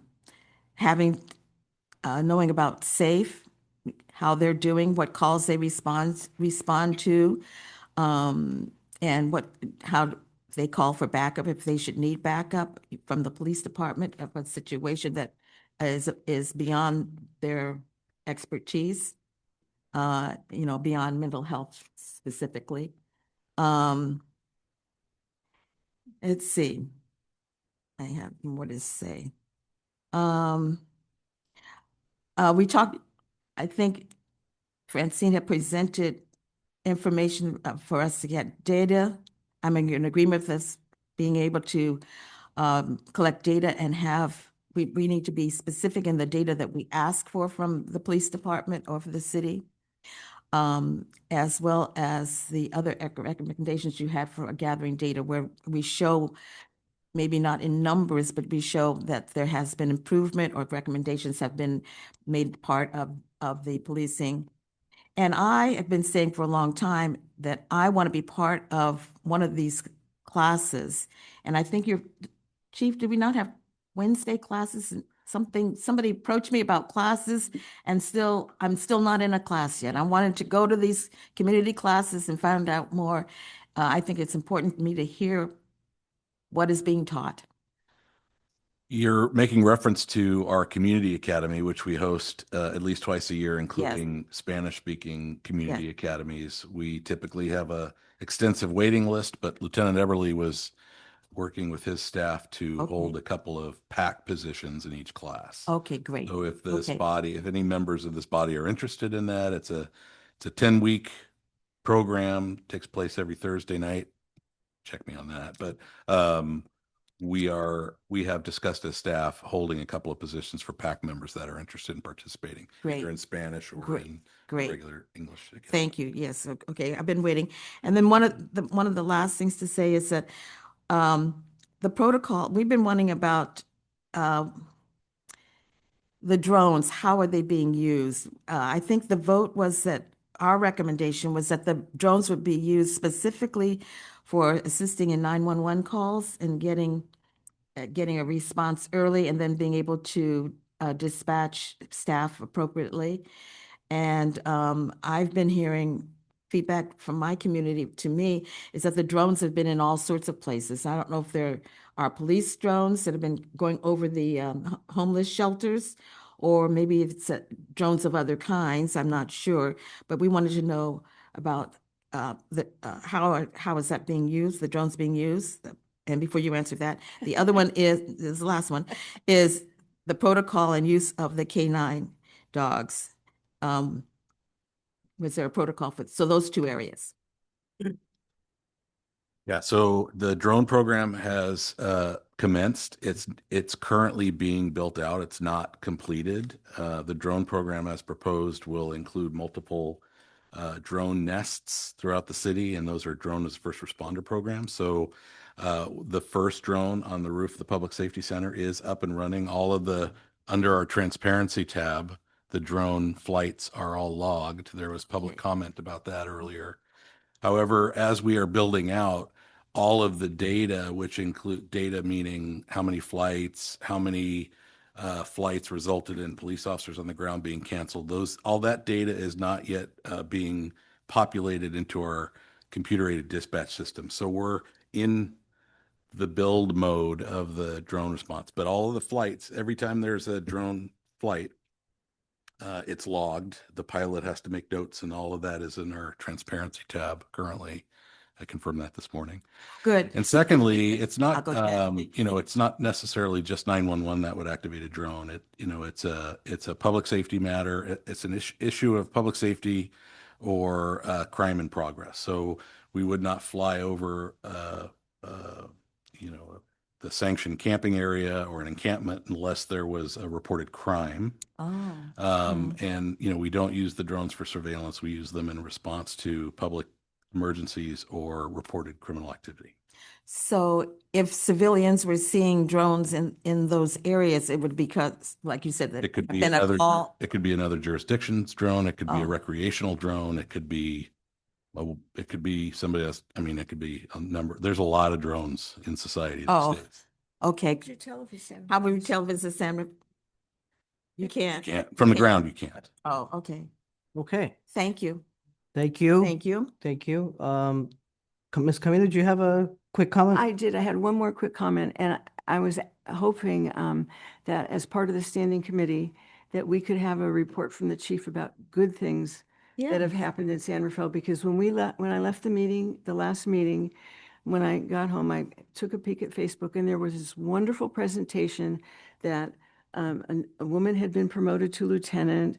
Officers had gotten an award for life-saving activities, and I thought, wow, how great that would have been to hear at the committee about, because we always hear negative, and I know there are positive things being done. So if you might consider that, Chief, it would be appreciated. If Yeah. I could add, I wish we were actually invited to those kind of Good things. idea. Yes, yeah, Yes. yeah, I saw that. Yeah, so that's good feedback for staff. Teresa's capturing all of this, and we can include those positive things, Yes. the good news in staff's report. Yes. Okay, yeah, these are all good feedbacks. Okay, I'll throw it last to Member Valdez. Thank you. And thank you, Francine, for your presentation and for the public comments. For me, I think it will be good to keep like the monthly meetings because I think we need like updates and some of the issues. And the issues that we'll like to have this year is like the homeless updates. ICE and like Member Arm said, maybe have an idea of how the sheriff department leads with that because we don't know or I don't know. Human trafficking, like the police culture. Also, how the safe team is doing and the drone update that I think kind of everyone mentioned. And traffic too, I think is really important to bring back or really like explore. And that's all my comments. Thank you. Thank you. Thank you, everyone, for all your feedback. I understand now we have to take a little break to toggle interpreters. Is that where we are? We can take a break, or if the committee wanted to deliberate to kind of identify what the priority topics are now that everyone has been allowed an opportunity to ask their questions and make their comments. So it's been a little bit of a lengthy time. So if you want to give me a moment, I'll go ahead and toggle them and then we can resume that conversation. Yes. So maybe we can take a 5-minute Yeah, break? take a 5-minute Yeah, break. yeah. I have to go feed my parking meter, I think. Oh, you didn't. I don't know why. I just we got.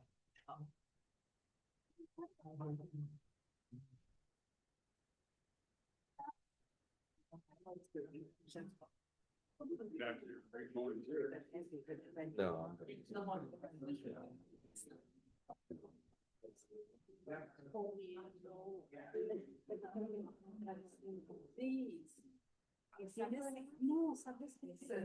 Vecino de parqueo. He disappeared already. I need a list of our names so that I can say everybody's name. You know the spelling of his last name? All I remember is Kennedy.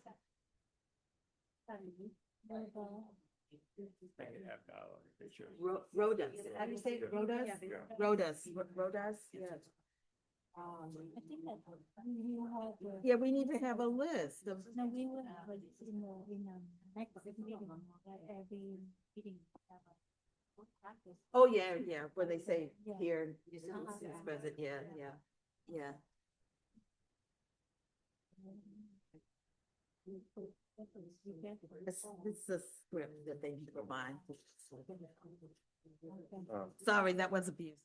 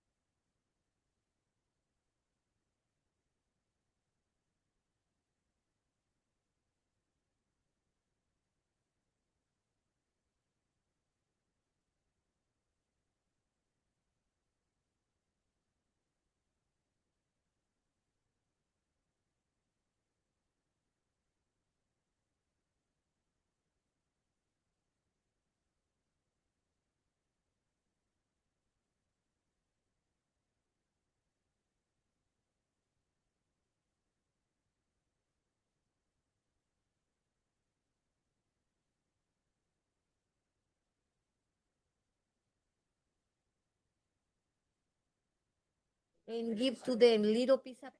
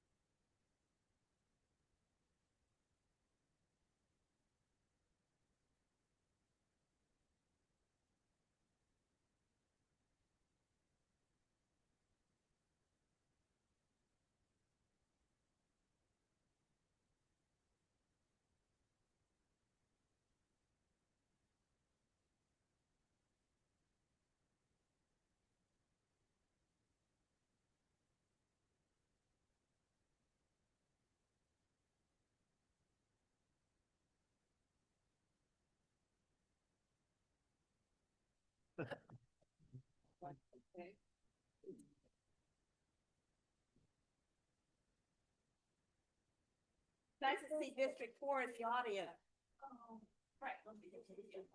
How do you go alphabetical? So it's not.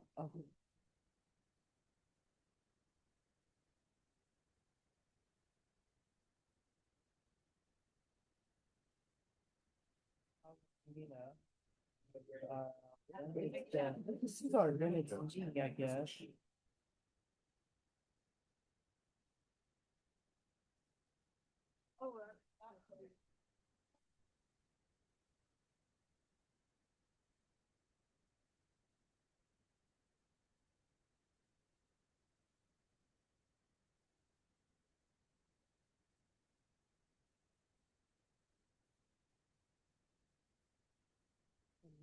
It's better that way, right?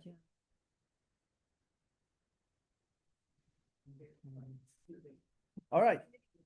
All right, I think we're getting ready to roll here. This is the exciting part. Paula, Camila, relax. Okay, we're back live again. Okay, this is the exciting part.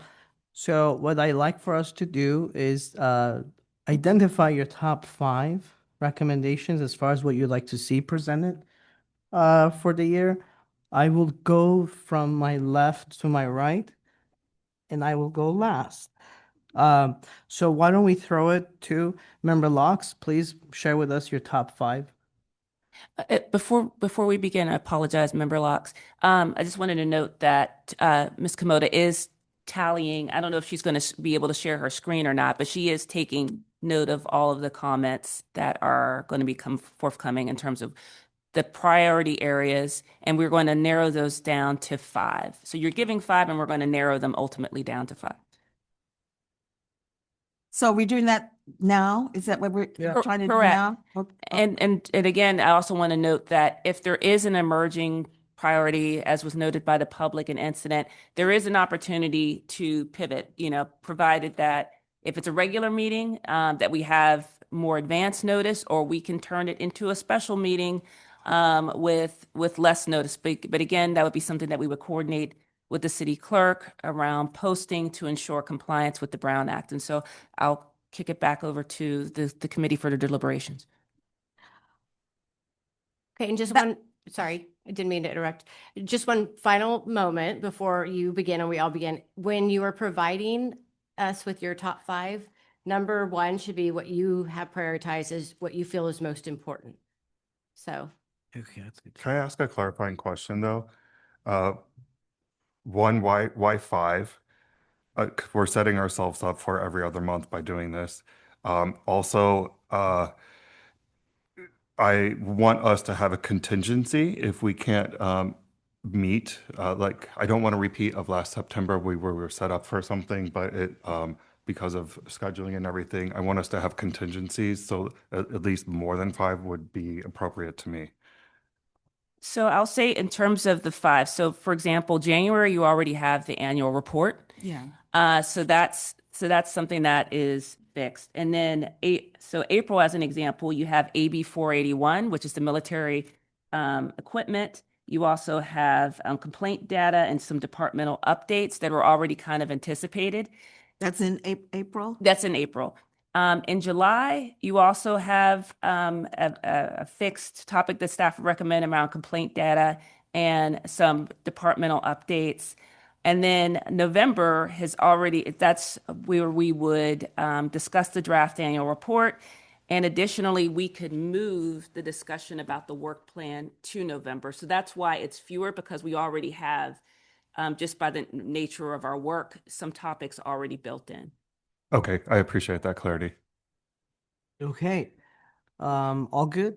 Member Okay. Locke? Leah? Well, having said that, before I present my 5, I think that the committee should consider making a motion that we meet every month. So that actually is the second topic. We needed the second topic for this meeting is to confirm the calendar. So right now, what we're doing is confirming the topics for the work plan. We've been merging those conversations together, which is somewhat confusing, so I apologize for that. But so right now, this is just the discussion topics, because that will inform. Okay. So that will inform, the number of meetings. We're still on item A. Correct. Okay, thank you. Okay. Okay.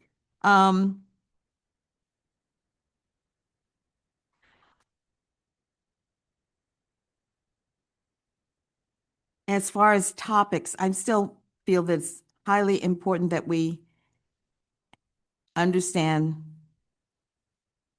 the policing culture. And in that, my high priority for voting for a person to come and speak would be Dr. Iberly. So the culture. The second,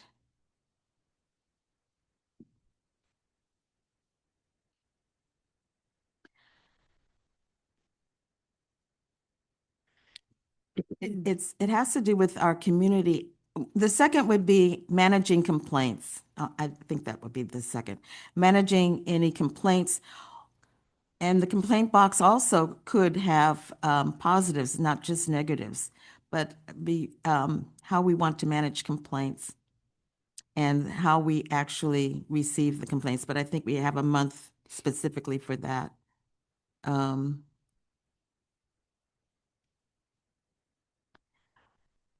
As far as training, I still feel that there needs to be training. And in those training areas, does everybody here know what the post requirements are? POST. There needs to be training in what the post requirements are for this committee. And I don't know if that might just be as a topic item. And it doesn't have to be full presentation and it takes forever. That can be a brief monthly meeting where we only meet for an hour. And School resource officer. in the community meeting, that some of the people are asking, how are police officers promoted? Like, what's the promotion criteria? How do they get that? Is it popularity, the number of deeds they, what kind of activities? They're interested in how people get promoted. And another area was discipline. How has discipline been? Has it been consistent? And I think our chief has been, from my observation, you've been very consistent with the areas that we have talked about of how discipline and response to certain things have been even keeled, as far as conversations that you and I have had. But that was a question that did come up when I was meeting with some people as to the consistency of discipline. Does Joe get discipline the same as Sam, who's about to retire in 1 week, even though he did something? Member Locke, if I may ask you, keep us flowing with your ideas, but Okay, speed it up. Got it. Okay, vámonos.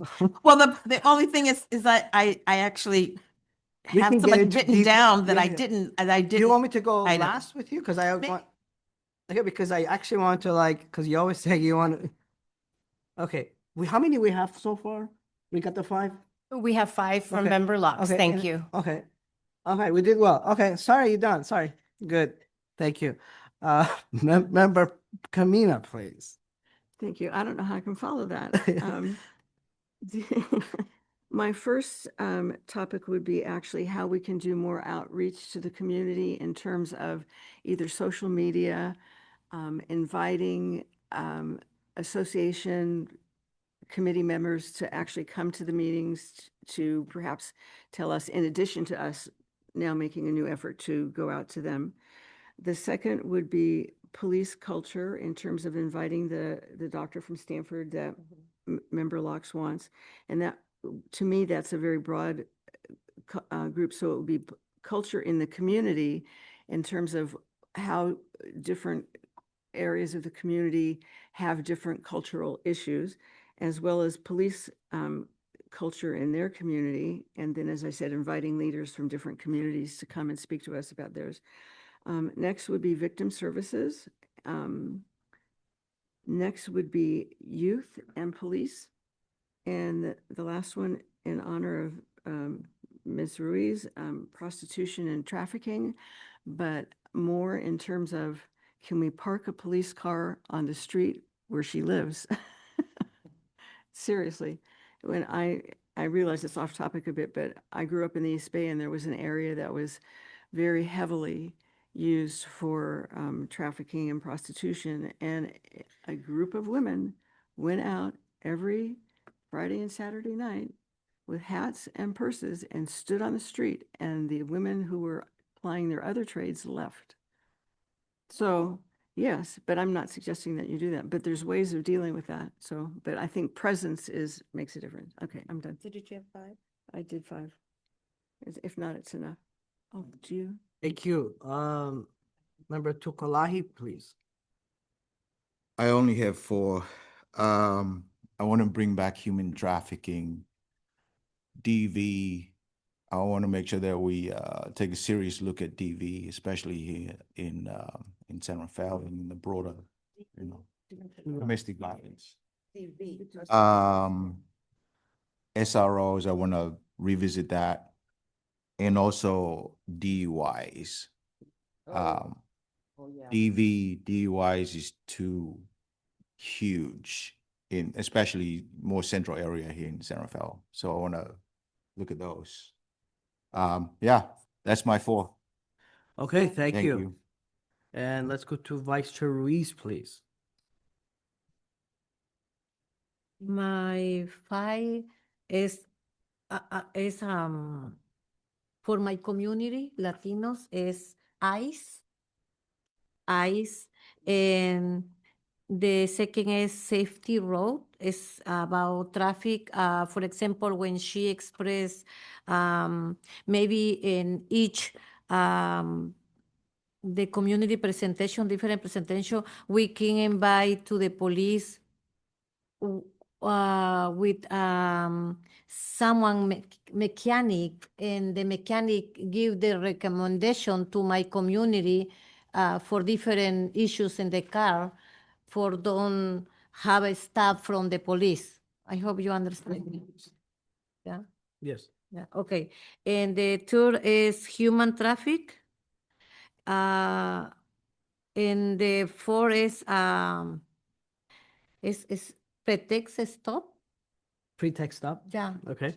And the 5 is work with the young people, police and the Policía y la Juventud. In the school, is that what you're Yeah. talking about? SRO? Yeah, all the young people. Okay, okay. We Are you we have talking like specifically with having police officers in school? Is that what you mean? no with the school and Young people community, outside. Okay, young got you. people. More involvement with the youth from police. Yeah.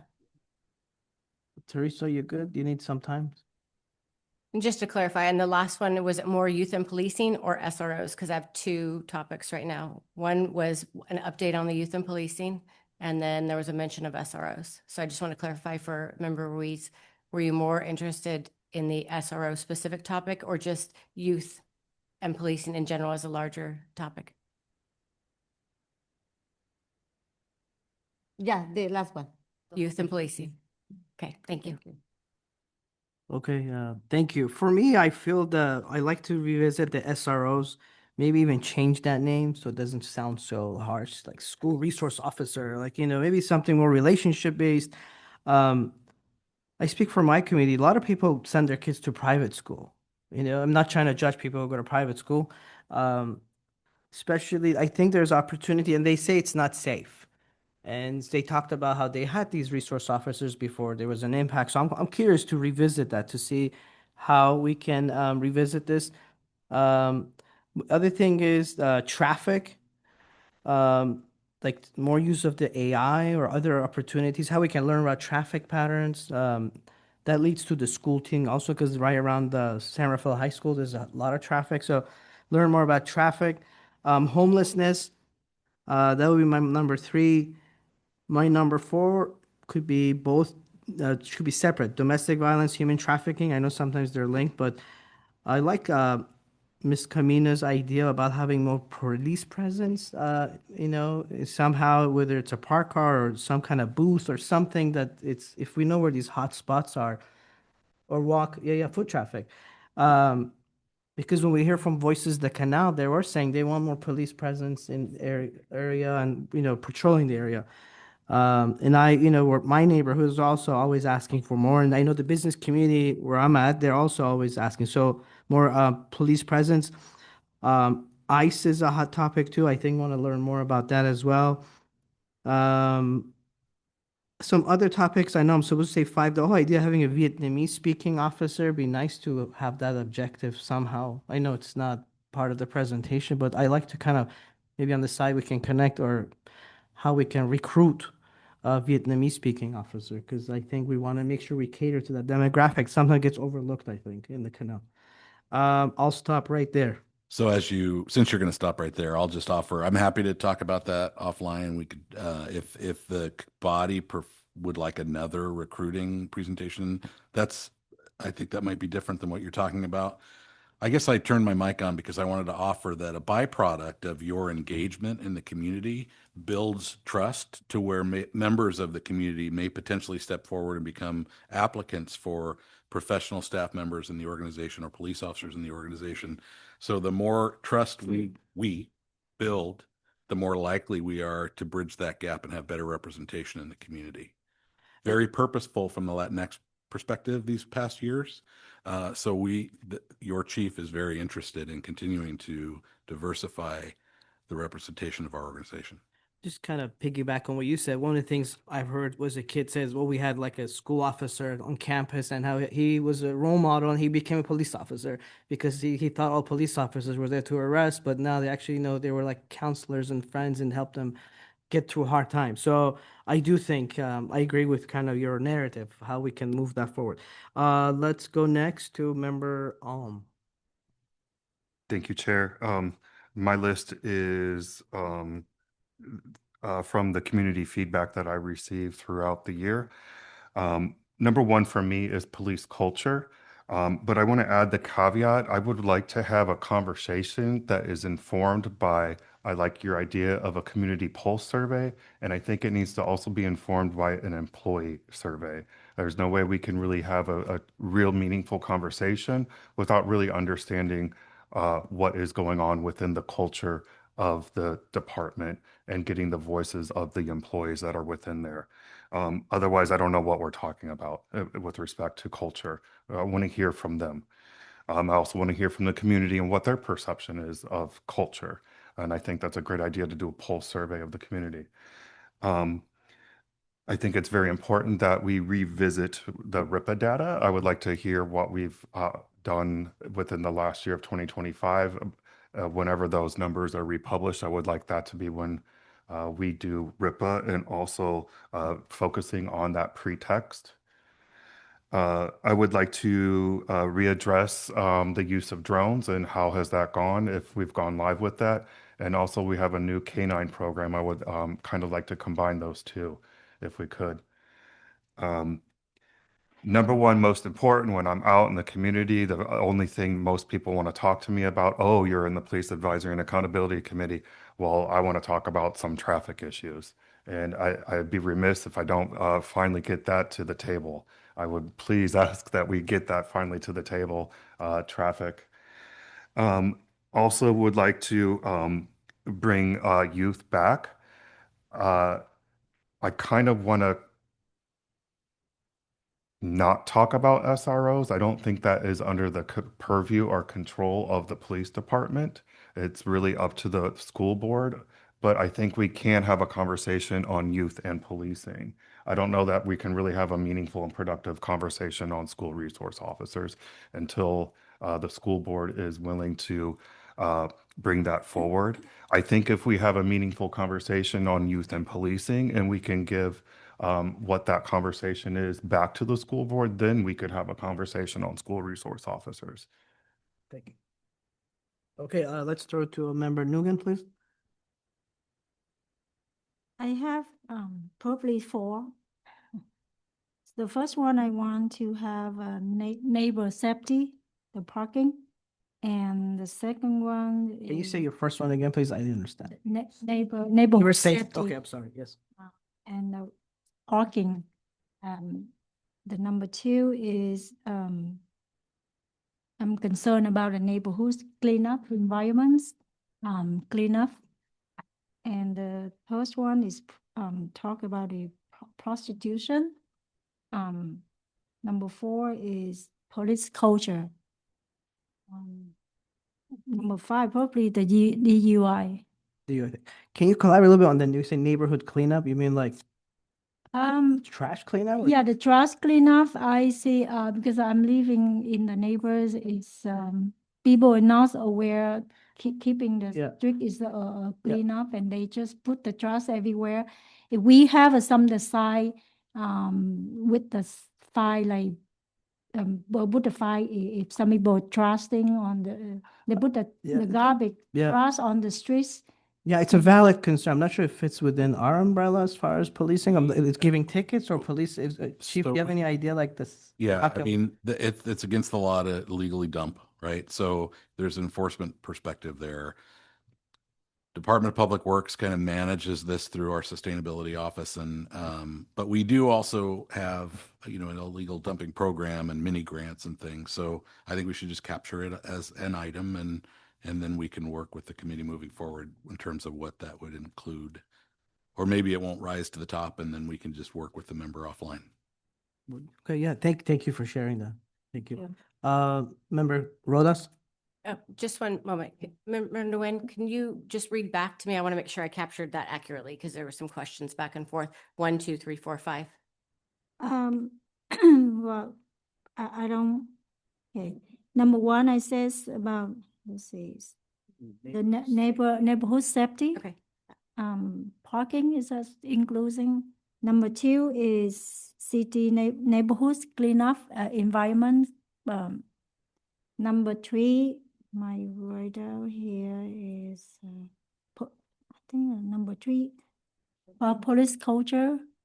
Number four is about the prostitution.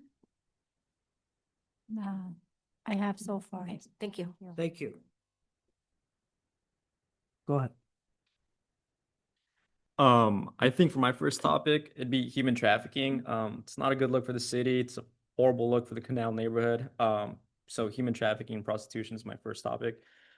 Second, I think it'd be ICE. We do live in a very diverse community. I think it's important to understand the collaboration between ICE and our local departments, and really touch up on issues regarding even people who are here illegally and rightfully. Sometimes they might feel like they might be a target by ICE. So really just the collaboration is a component I want to talk about. Third would be homelessness. It's not a good look for the city, especially just out here. I'm kind of surprised by that. However, the police department is involved with homelessness. I'd like to be more informed on that. My fourth topic, and interesting enough, it'd be the school resource officers. And I know committee member All mentioned that it'd probably come down to the school board. And as a member of the school board, I'd actually like to be more informed of this topic for the for if and quite frankly, when this becomes a topic at a school board meeting. So I'd like to be well versed and informed in SROs. And my fifth topic would be maybe some sort of crackdown or investigation when it comes to things like graffiti and gang symbols, specifically around the Canal neighborhood. It's just not a good look. I feel like it's reoccurring, so I'm not sure how that may be handled or dealt with, but that would be my fifth topic. Thank you. Thank you. And Member Valdez? My first one will be eyes, like everyone mentioned, is something that is like in the moment. The second one will be human trafficking, and I think like I live around Canal too, and like Darlene, I don't live where Darlene lives, but every time that I pass there is like the same at any time. It's not like just night. And the third one will be police culture. The fourth is, I think, traffic laws. And the fifth will be, for me, will be like good, like to have like an update about the safety and also about homeless. So I couldn't decide between the safety and homelessness. So sorry, Teresa. Okay, thank you. Ms. Comedia, is there anything else that we need to do on this topic? I'll go ahead and tell you what the tallies are. Okay. And then it would be appropriate for the committee to make a motion to adopt this as their priority topics for 2026 to develop the work plan. But just for clarification, with the departmental updates, that'll include an update from SAFE. So that will be forthcoming. I don't think that we have to sparse that out as a separate topic, but we can provide the committee updates, just like with complaint data and things like that. Okay, should we drum roll? So you're gonna. Tally. She's gonna present what the findings are from the tally. I think I would like a list, and then we hear the list and we vote. But if you're just saying, well, she talked about this and she talked about that and she talked about that, I might want to vote differently than what I spoke about. You see what I'm saying? Or not? My understanding is that's what we're doing, correct? So she's gonna tell us what's on the menu and we get to vote, I think. That. Telling what the top fives are. So based off of what you've told us, your top priorities, she's been taking note of them and she's going to tally which ones receive the most weight in terms of first, second, third, fourth, and fifth priority. So she's tallying that right now and she's going to give you that list. Chair, I have a point of order. Will the public be able to comment before we even further our discussion? So public comment was received. So you already had a public comment period on the work plan and in terms of feedback on Ms. Curich's presentation. So the public comment period is already closed. Respectfully, I see it on his script. On my script, can you show me? Well, This is the We're doing meeting. chair and There's one round of public comment. Sorry, probably apologies for that. There's one round of public comment. There's a second round of public comment on a meeting schedule So we. once that topic is presented, but we're still on the work plan. I do recommend you read the entire list beyond the top 5. Because what if I wanted to, if we're going to be voting, what if I want to change my vote? You see, I think. I would like to hear what the public has to say on this list once we go through it.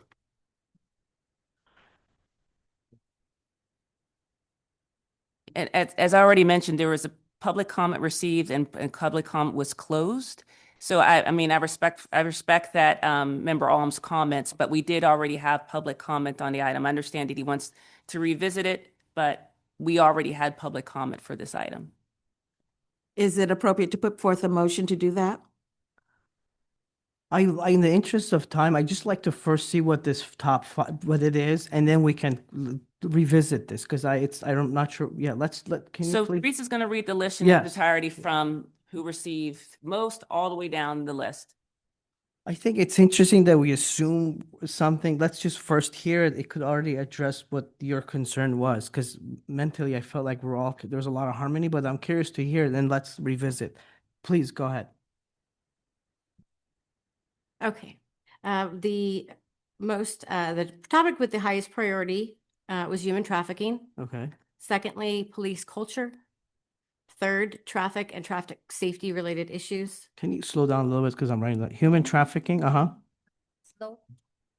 Culture, Police culture, okay, thank you. traffic and traffic safety, Uh-huh. ICE, SRO, homelessness, youth and policing, pretext stops, community engagement or social media outreach,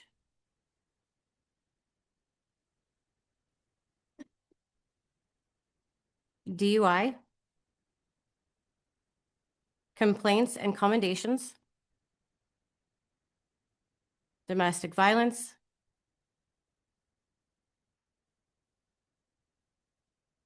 dumping or illegal dumping, victim witness outreach,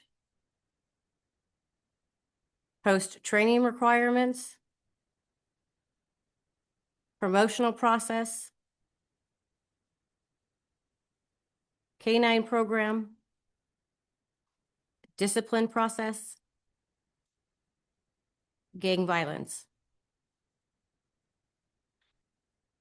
I also heard graffiti at one point. I'm not sure if that fits. That was Mr. Rodas, as I encompassed it as gang violence. Oh, got you. Good. Gang graffiti and gang-related Okay, issues in the thank you, canal thank you. specifically. The first two, the top is human trafficking. The second is police culture. Okay. And then do we have the tally on these? So this is the priority list that came down. And out of these, we get to choose how many? So I read those in order. Okay, So we asked each member to identify their top 5. okay. So So now So what you could do is, Teresa can say the top 5 again, with the idea that if there was a member that wanted to make a motion to move to adopt those top 5 as the priority topics for 2026, that would be how we would resolve the item and then move forward into the next conversation, which is about the meeting schedule. Okay. So we now make a motion to approve this? Is that where we are? why don't I read the top 5 again so everyone is clear as mud? Okay, the highest priority topic identified is human trafficking. That would be number 1. The second is police culture.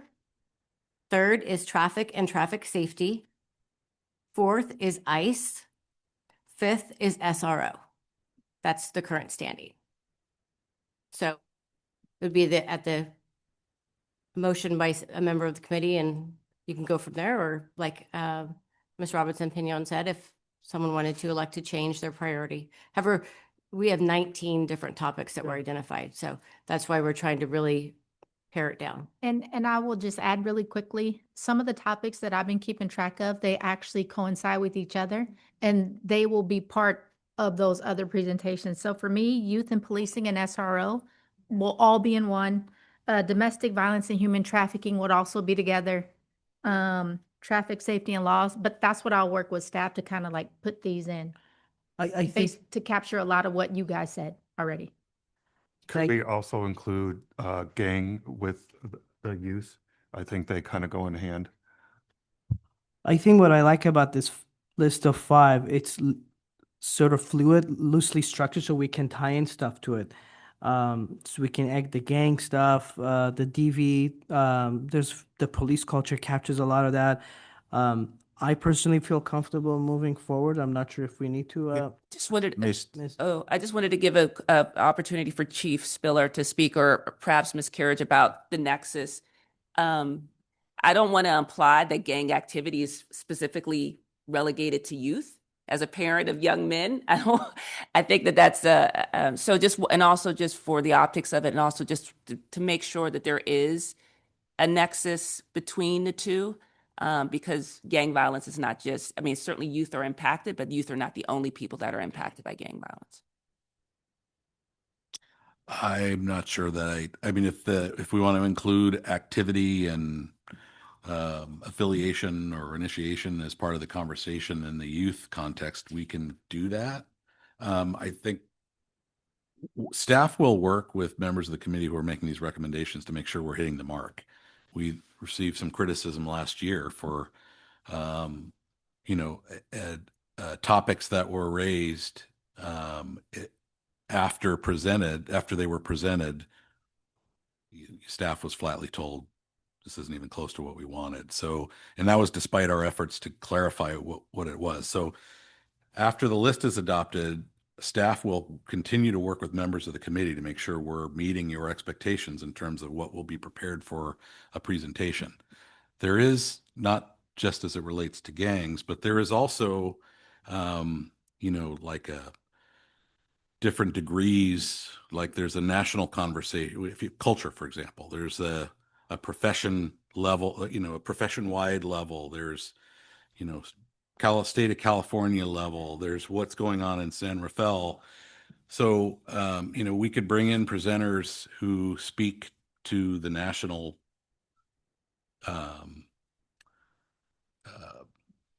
tendencies or statistics or whatever, but my sense is that this committee wants to know what's going on in San Rafael, which is why San Rafael presenters have been involved. So this is all to say we will continue to work with the committee to make sure we're hitting the mark in terms of what you want.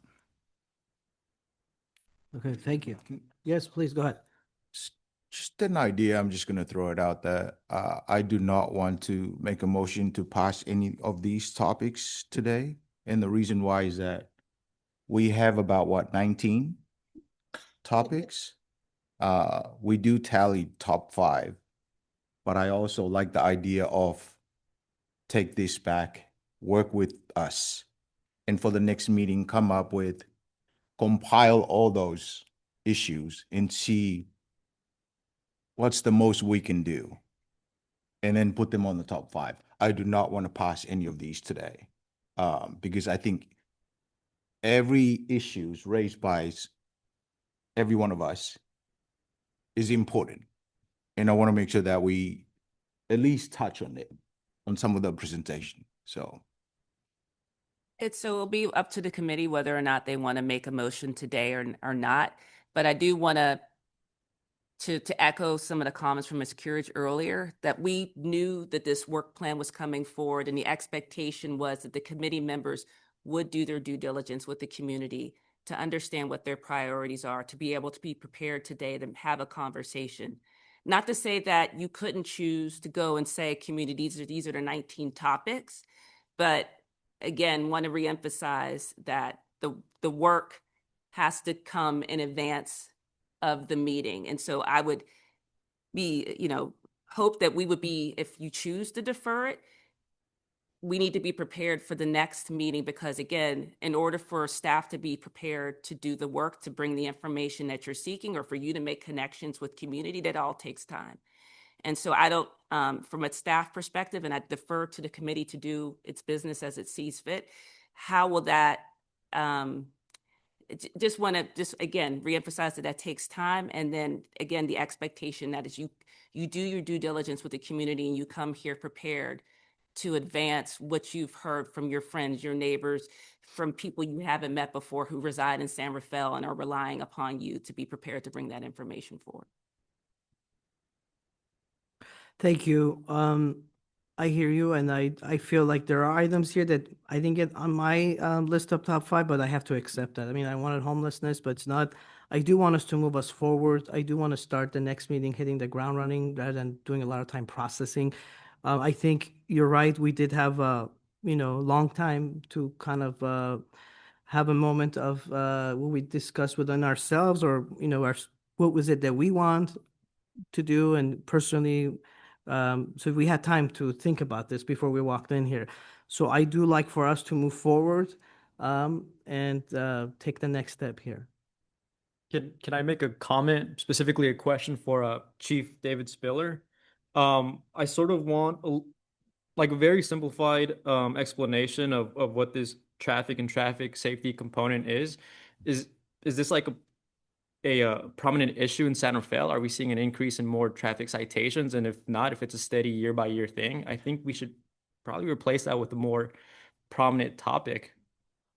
Yeah, so we'd happy to discuss that. So I don't think, I think we measure our response to traffic as injury collisions and complaints received from different areas of town.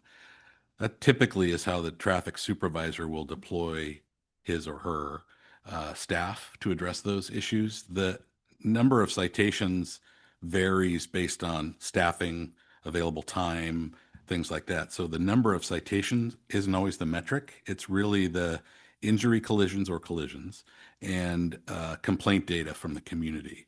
So all of that, that's what we would bring to this body in a more detailed presentation if you're interested in that. And then there's nuance to that, tendency of pedestrian collisions in the downtown corridor, a number of or variability of injury collisions and fatality collisions. So there's a lot to it. But I think if you tap 334 police chiefs from across the state of California, they would probably say that among their primary issues, traffic are things that the chiefs hear from their community complaints. Yes, Member Locks. Chief, could you just expand that a little bit more? I mean, what kind of presentation would you give us? I mean, is it just an awareness? I mean, we are aware there's traffic problems, but is it that we want to know what solutions you're suggesting for it? I mean, I'm in agreement with Rodas. Can I just say Kennedy? I love that, Kennedy. I'm not understanding how presenting about the traffic issues to us is anything. Well, if you want that as a topic, we'll present it. Yeah. As I observe the work of this committee and you engage in community conversations about the importance of these topics, I guess I envision, if this is a priority for the group, we would present on traffic, education, enforcement, engineering, all of those elements. And then you would all reflect on that and say, well, we also think this as a recommendation from the committee. That's what this body is for, is to provide recommendations for something that maybe we're doing or not doing. Is that helpful? I think If I could add a clarification on why I recommended it. There is correlation between RIPA data and traffic enforcement.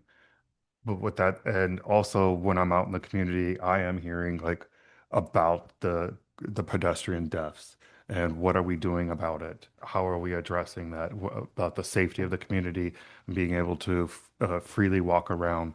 I hear constantly about stop sign violations, speeding, things of that matter. But also enforcement and the equity of that is a correlation. For me, it's like traffic, what you mentioned is important, but I think more about congestion traffic, but I'm not sure it falls under the policing thing. And that's what I hear a lot is there's a lot of traffic on the roads, people not moving as fast. But I don't know if this will even be addressed here because it's a whole nother department that handles that. Yeah, so there's clearly a lot to traffic, right? Yeah. And I think people moving fast isn't always the solution, Right. But your congestion topic We're is talking certainly an congestion. area of frustration for the community. Would and that be covered here, Chief, if we it did? could be, that again goes back to, we want to make sure we get what it is that members of the committee want if it's a prioritized topic. So I mentioned education. What did I say? Enforcement, education, and the 3 E's: education, enforcement, and engineering. And the Department of Public Works has a traffic engineer that manages the flow of signaling throughout town.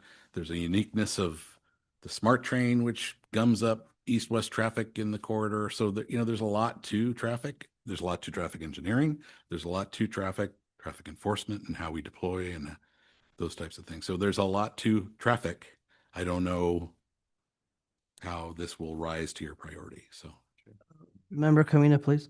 Oh, thank you very much, Chief. I think, didn't we have a presentation from the city engineer about the speed limits Yeah. last year?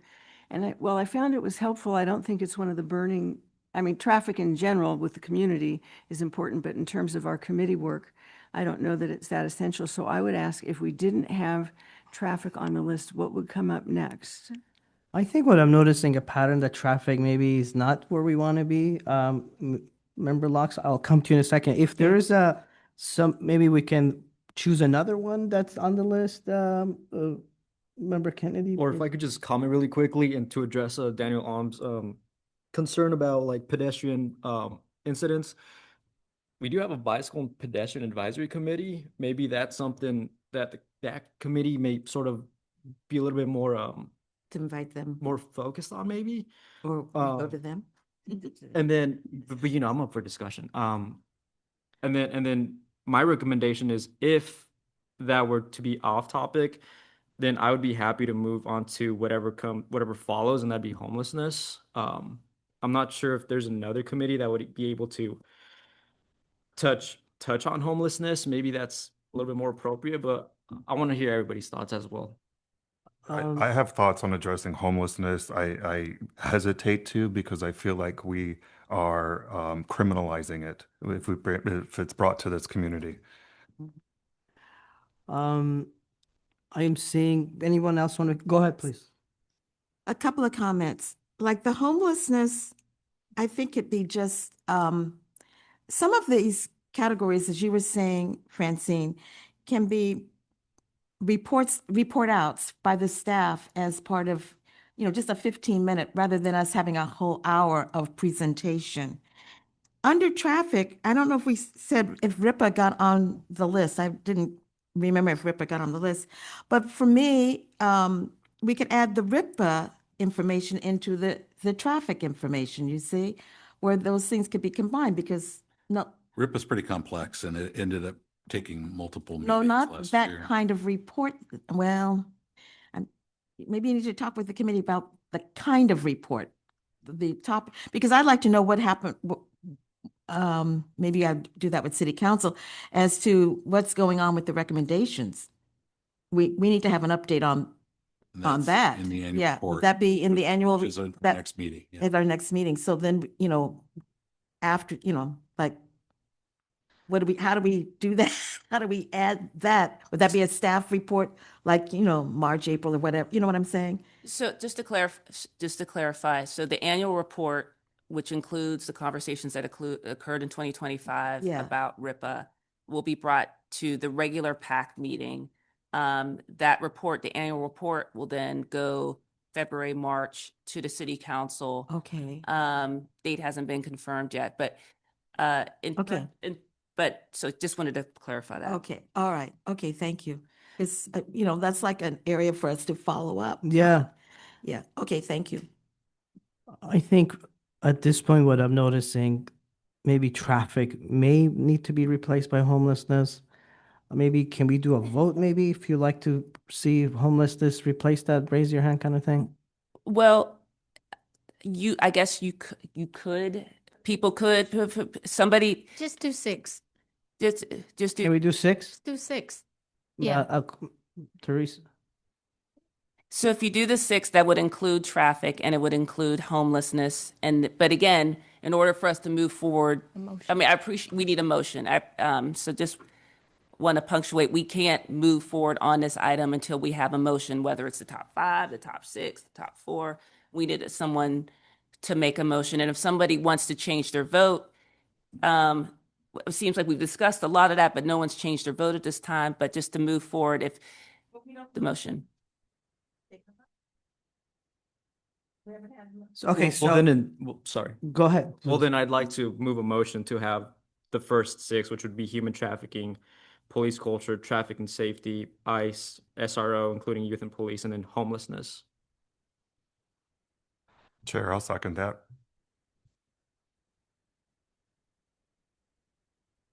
Was that a second? We need a roll call. There's been a first and a second on the floor. Okay, so let's do roll call to see if we can adapt the change to have the top six. Should I do roll call? All right, let's do it. Let's go. Member Alm, Aye. Member Kamina, Member Nugan, Member Rodas, Aye. Member Tokolahi, Nay. Vice Chair Ruiz. Aye. As for me, aye. Chair Davidi, aye. I think. Thank you. The motion carries. Okay. And are we? Let me toggle the interpreters. Went a little bit longer than anticipated, Yes. and then we can move on to our next and final item.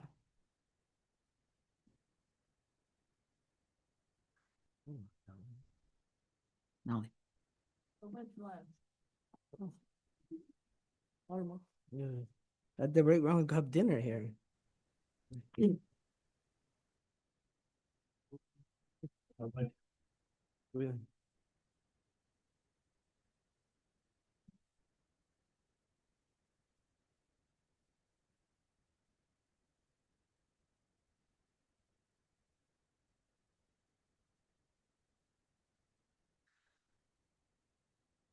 Okay, we're ready. Okay. Sorry, I just need a question, just one question. I know we make a motion and it pass. Can you still send out to us the whole list of those issues, please? Yeah. Yes, absolutely, and it'll be recorded in the minutes from today's meeting. Okay, oh, thank you. I kind of a little lost track. So am I at the part where I ask committee for what are we here? Sorry, it's been such a. You can announce item 1B. Item 1B, meeting schedule. That's our agenda now. Thank you. This is the committee meeting schedule for 2026. To refresh everyone's memory, this was initially on our agenda in November at our regular meeting. The request was made to defer the item to today. The meeting schedule tentatively mirrors similar to what was adopted in 2025, with the caveat being, if you'll notice that the March meeting, council chambers, as we mentioned in earlier conversation, is not available. So the meeting dates that are proposed currently in your staff report consist of 10 meetings with a break during one summer month, which is July, and one winter month, which is December. Outside of that, there's no deviation from the staff report that was presented back in November. We're available for any questions that you may have. Okay, thank you. I'd like to invite the member of the public for comment.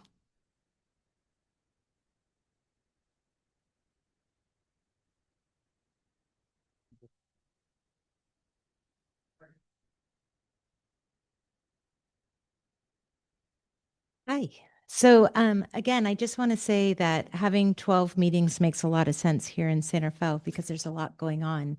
And I also think that one of the things to remember is that while you may not hold the power to subpoena, to investigate, or to directly respond to complaints about how particular neighborhoods, often those without wealth or connections, are policed differently here, you do hold something just as powerful, and that's the ability to monitor, to question, to analyze, and to make action-based votes that become recommendations to the city of San Rafael. It takes time to do that. And while I recognize that there's been a discussion about doing meetings in communities, those don't count as these types of meetings. And so having 12 meetings that actually are like a roadshow that go into your communities, and in addition, doing the work offline, and having engagement. One of the things we did in the 1185 ordinance process is we actually canvassed neighborhoods because they'll never come to your meetings. Men in the Canal aren't going to come into the meetings, but going on the street and asking people, using that pulse survey idea, is something that you can do in the 2 weeks before the next meeting or the 3 weeks before the next meeting. So again, I really just recommend, as someone who's been doing civilian oversight for so long and having been educated through NACOL, as an associate member, as somebody who worked on the 1185 ordinance, to consider remaining in that 12-month space. Another thing is I quickly did a survey of what's happening in the Bay Area with civilian oversight. There isn't one group in the Bay Area doing quarterly or bi-monthly meetings. You'd be the very first. So why set that precedence? Yeah, so I really just wanted to kind of say that. Thank you. Thank you. Thank you.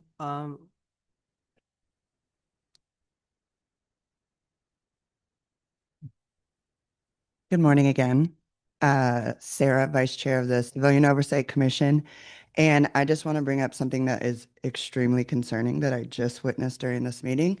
And that is after I made my last public comment about how the presentation recommendation and the assistant city manager's recommendation of cutting it down to 6 months out of the year seemed like a design play. And I went back and I was sitting and listening to you guys' discussion about it. I literally, and other members of the audience, witnessed, I'm sorry, I don't know your name, but the presenter and the assistant city manager texting each other back and forth. And then the presenter came on and said that it wasn't the assistant city manager's recommendation, it was her recommendation. And the assistant city manager hadn't made that recommendation. When you can go back and see the Zoom recording of this meeting and see that that is exactly what the assistant city manager said. This is an extreme issue of transparency, which happened right in front of all of our eyes.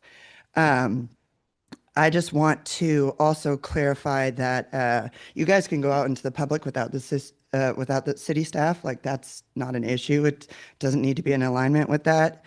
And also, I just want to speak on a couple of the topic items that were brought up. In regards to prostitution, my recommendation is that you look at it in a less punitive way and a more supportive way. Oftentimes people are or find themselves in positions that they are just trying to survive in, and they are less, or they're forced to resort to less favorable means, for lack of better words. Also, in terms of ICE, one thing that I think is important to look at is how it affects children in schools. Also, on the topic of homelessness, and this is really important, and I want you guys to hear it. Yes, it is an eyesore or causes issues within the community. Punitive measures in terms of homelessness and making arrests and criminalizing homelessness are proven ineffective ways. I can speak to that and testify to that with firsthand experience. I was homeless on the streets of San Rafael. I was an addict and formerly incarcerated. And the only thing that changed that was housing and me getting housed. Thank you. Thank you. As I see no more members in the public, I will close public comment. I think at this point we need to break to toggle interpreters if necessary. We're good to roll. Okay. I'd like to ask staff to respond to questions from the community. So in terms of, the only comment that I have is just to clarify, just in the staff report, is that the recommendation would be to have not have a meeting in December, so it wouldn't be 12 meetings consistent with last year. And you would also, consistent with last year, you didn't have a July meeting.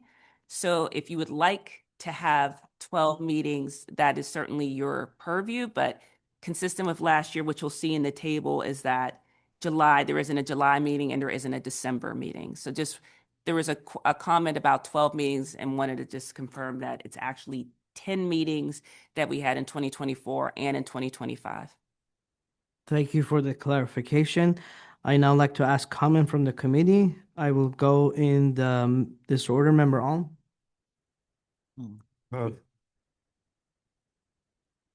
I'm fine with the schedule as I think 10 months is sufficient for us to do our work.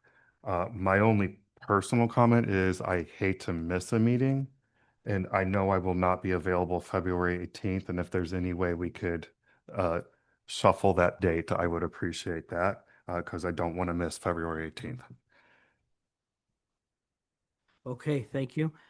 Let's There's put- 2 holidays on that day, religious holidays, by the way. Thank you. Member Camina?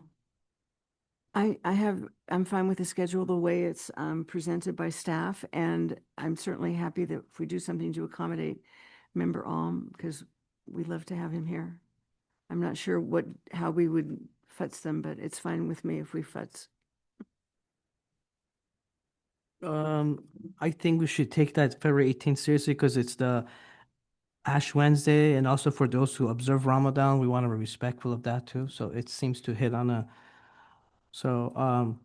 Should we change it to another day in February or skip that month and put in July or December? What we could do, we need to confirm the availability of space before we commit to moving. So what we could do is we could revisit it. We could say with the February date pending, confirmation of availability of an alternative space to meet. We just don't want to put a date out there and then find out like, oh, this, that date or time isn't available. okay, thank you. Member Nugan? You like the schedule the way it is?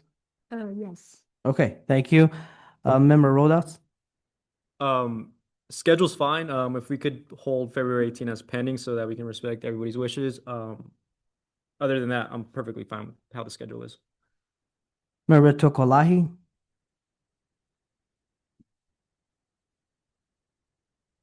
I'm okay with this. Well, yeah, I'm okay with the schedule. The questions is our commitment to the work that we're gonna do. I mean, like, and that goes to everyone. I know we've been out doing work in your own respective time and space. Go back and look at this presentation. There's a lot of good stuff on it. We also volunteers. We all have full-time jobs and families. So think about those too. Commit to the work, and find time within those to do the work that we're gonna do. So, yeah. Thank you. Vice Chair Ruiz? I'm okay with these dates. Okay. I'm gonna go last. That's a good idea here. Let's go to Member Locks. Just a little history. In our first year meeting, I think we only took off one holiday, 1 month, and that was December. And I think we only broke for the summer because it fell on a holiday. So I want to put forth, just to throw some more mud in the pile, if in fact we probably are not meeting in March, because we can't meet here, definitely. We are not meeting here in March. True, you're not meeting in this space because it'll be undergoing renovations, but we put the location as to be determined. So you could, we need to confirm the alternative location. Okay, all right, so we are keeping the month, we just the location. Okay, so I like the idea of having 11 months and with the possibility of being able to cancel if we don't have any business. Adding either July or December. Yeah, either adding July or December. Because I think as we are supposed to be action forward, and I think we need to be reporting on our actions. And I hope when the chair develops the agenda with the staff, that our committee reports continue to be further up, our committee reports be further up on the agenda rather than how in last year, how they were kind of last. The community has also recommended that because they like to hear what it is we are actually doing or not doing. Thank you. Thank you. Member Valdez?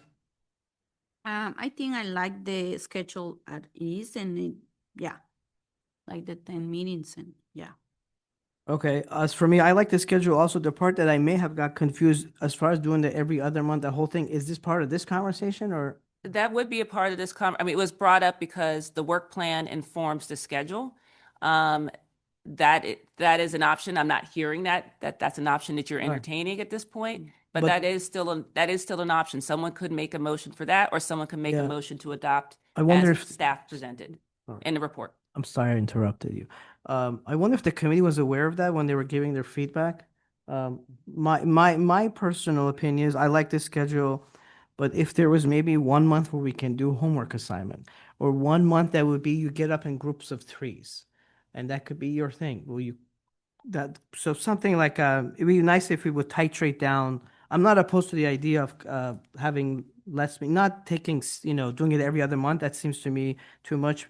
So I'm open to that, but I feel like I'm a minority here as far as that idea because everyone else has spoken. So that's my comment for the schedule. I'm still open to having 1 month or off or 2 months off so we can spend that time doing homework. What are you doing in July and December? I'm doing what I need to be doing, but yeah, I hear you. More rhetorical than a question. Okay. Like I said, I think I'm a minority, so I'll respect my opinion. I just want to share my opinion, and I respect you for being respectful hearing it. So I think that's where we are. So at this point, we need a motion from the member in order to move forward with this item. A member to make a motion and followed by a second if there's agreement. Can I make a motion to go, well, I want to make a motion to go forward with the schedule and have February 18th pending. Second motion. And so with that, I will call the roll, and apologies for not calling the roll for the last item. So I will go down the list. Member Hi. Member Kamina, Member Nguyen, Aye. Member Rodas, Aye. Member Tukalahi, Yes. Vice Chair Ruiz, Yes. and Chair Javidi. Yes. All right, that motion passes. Are we done? Can we hit this?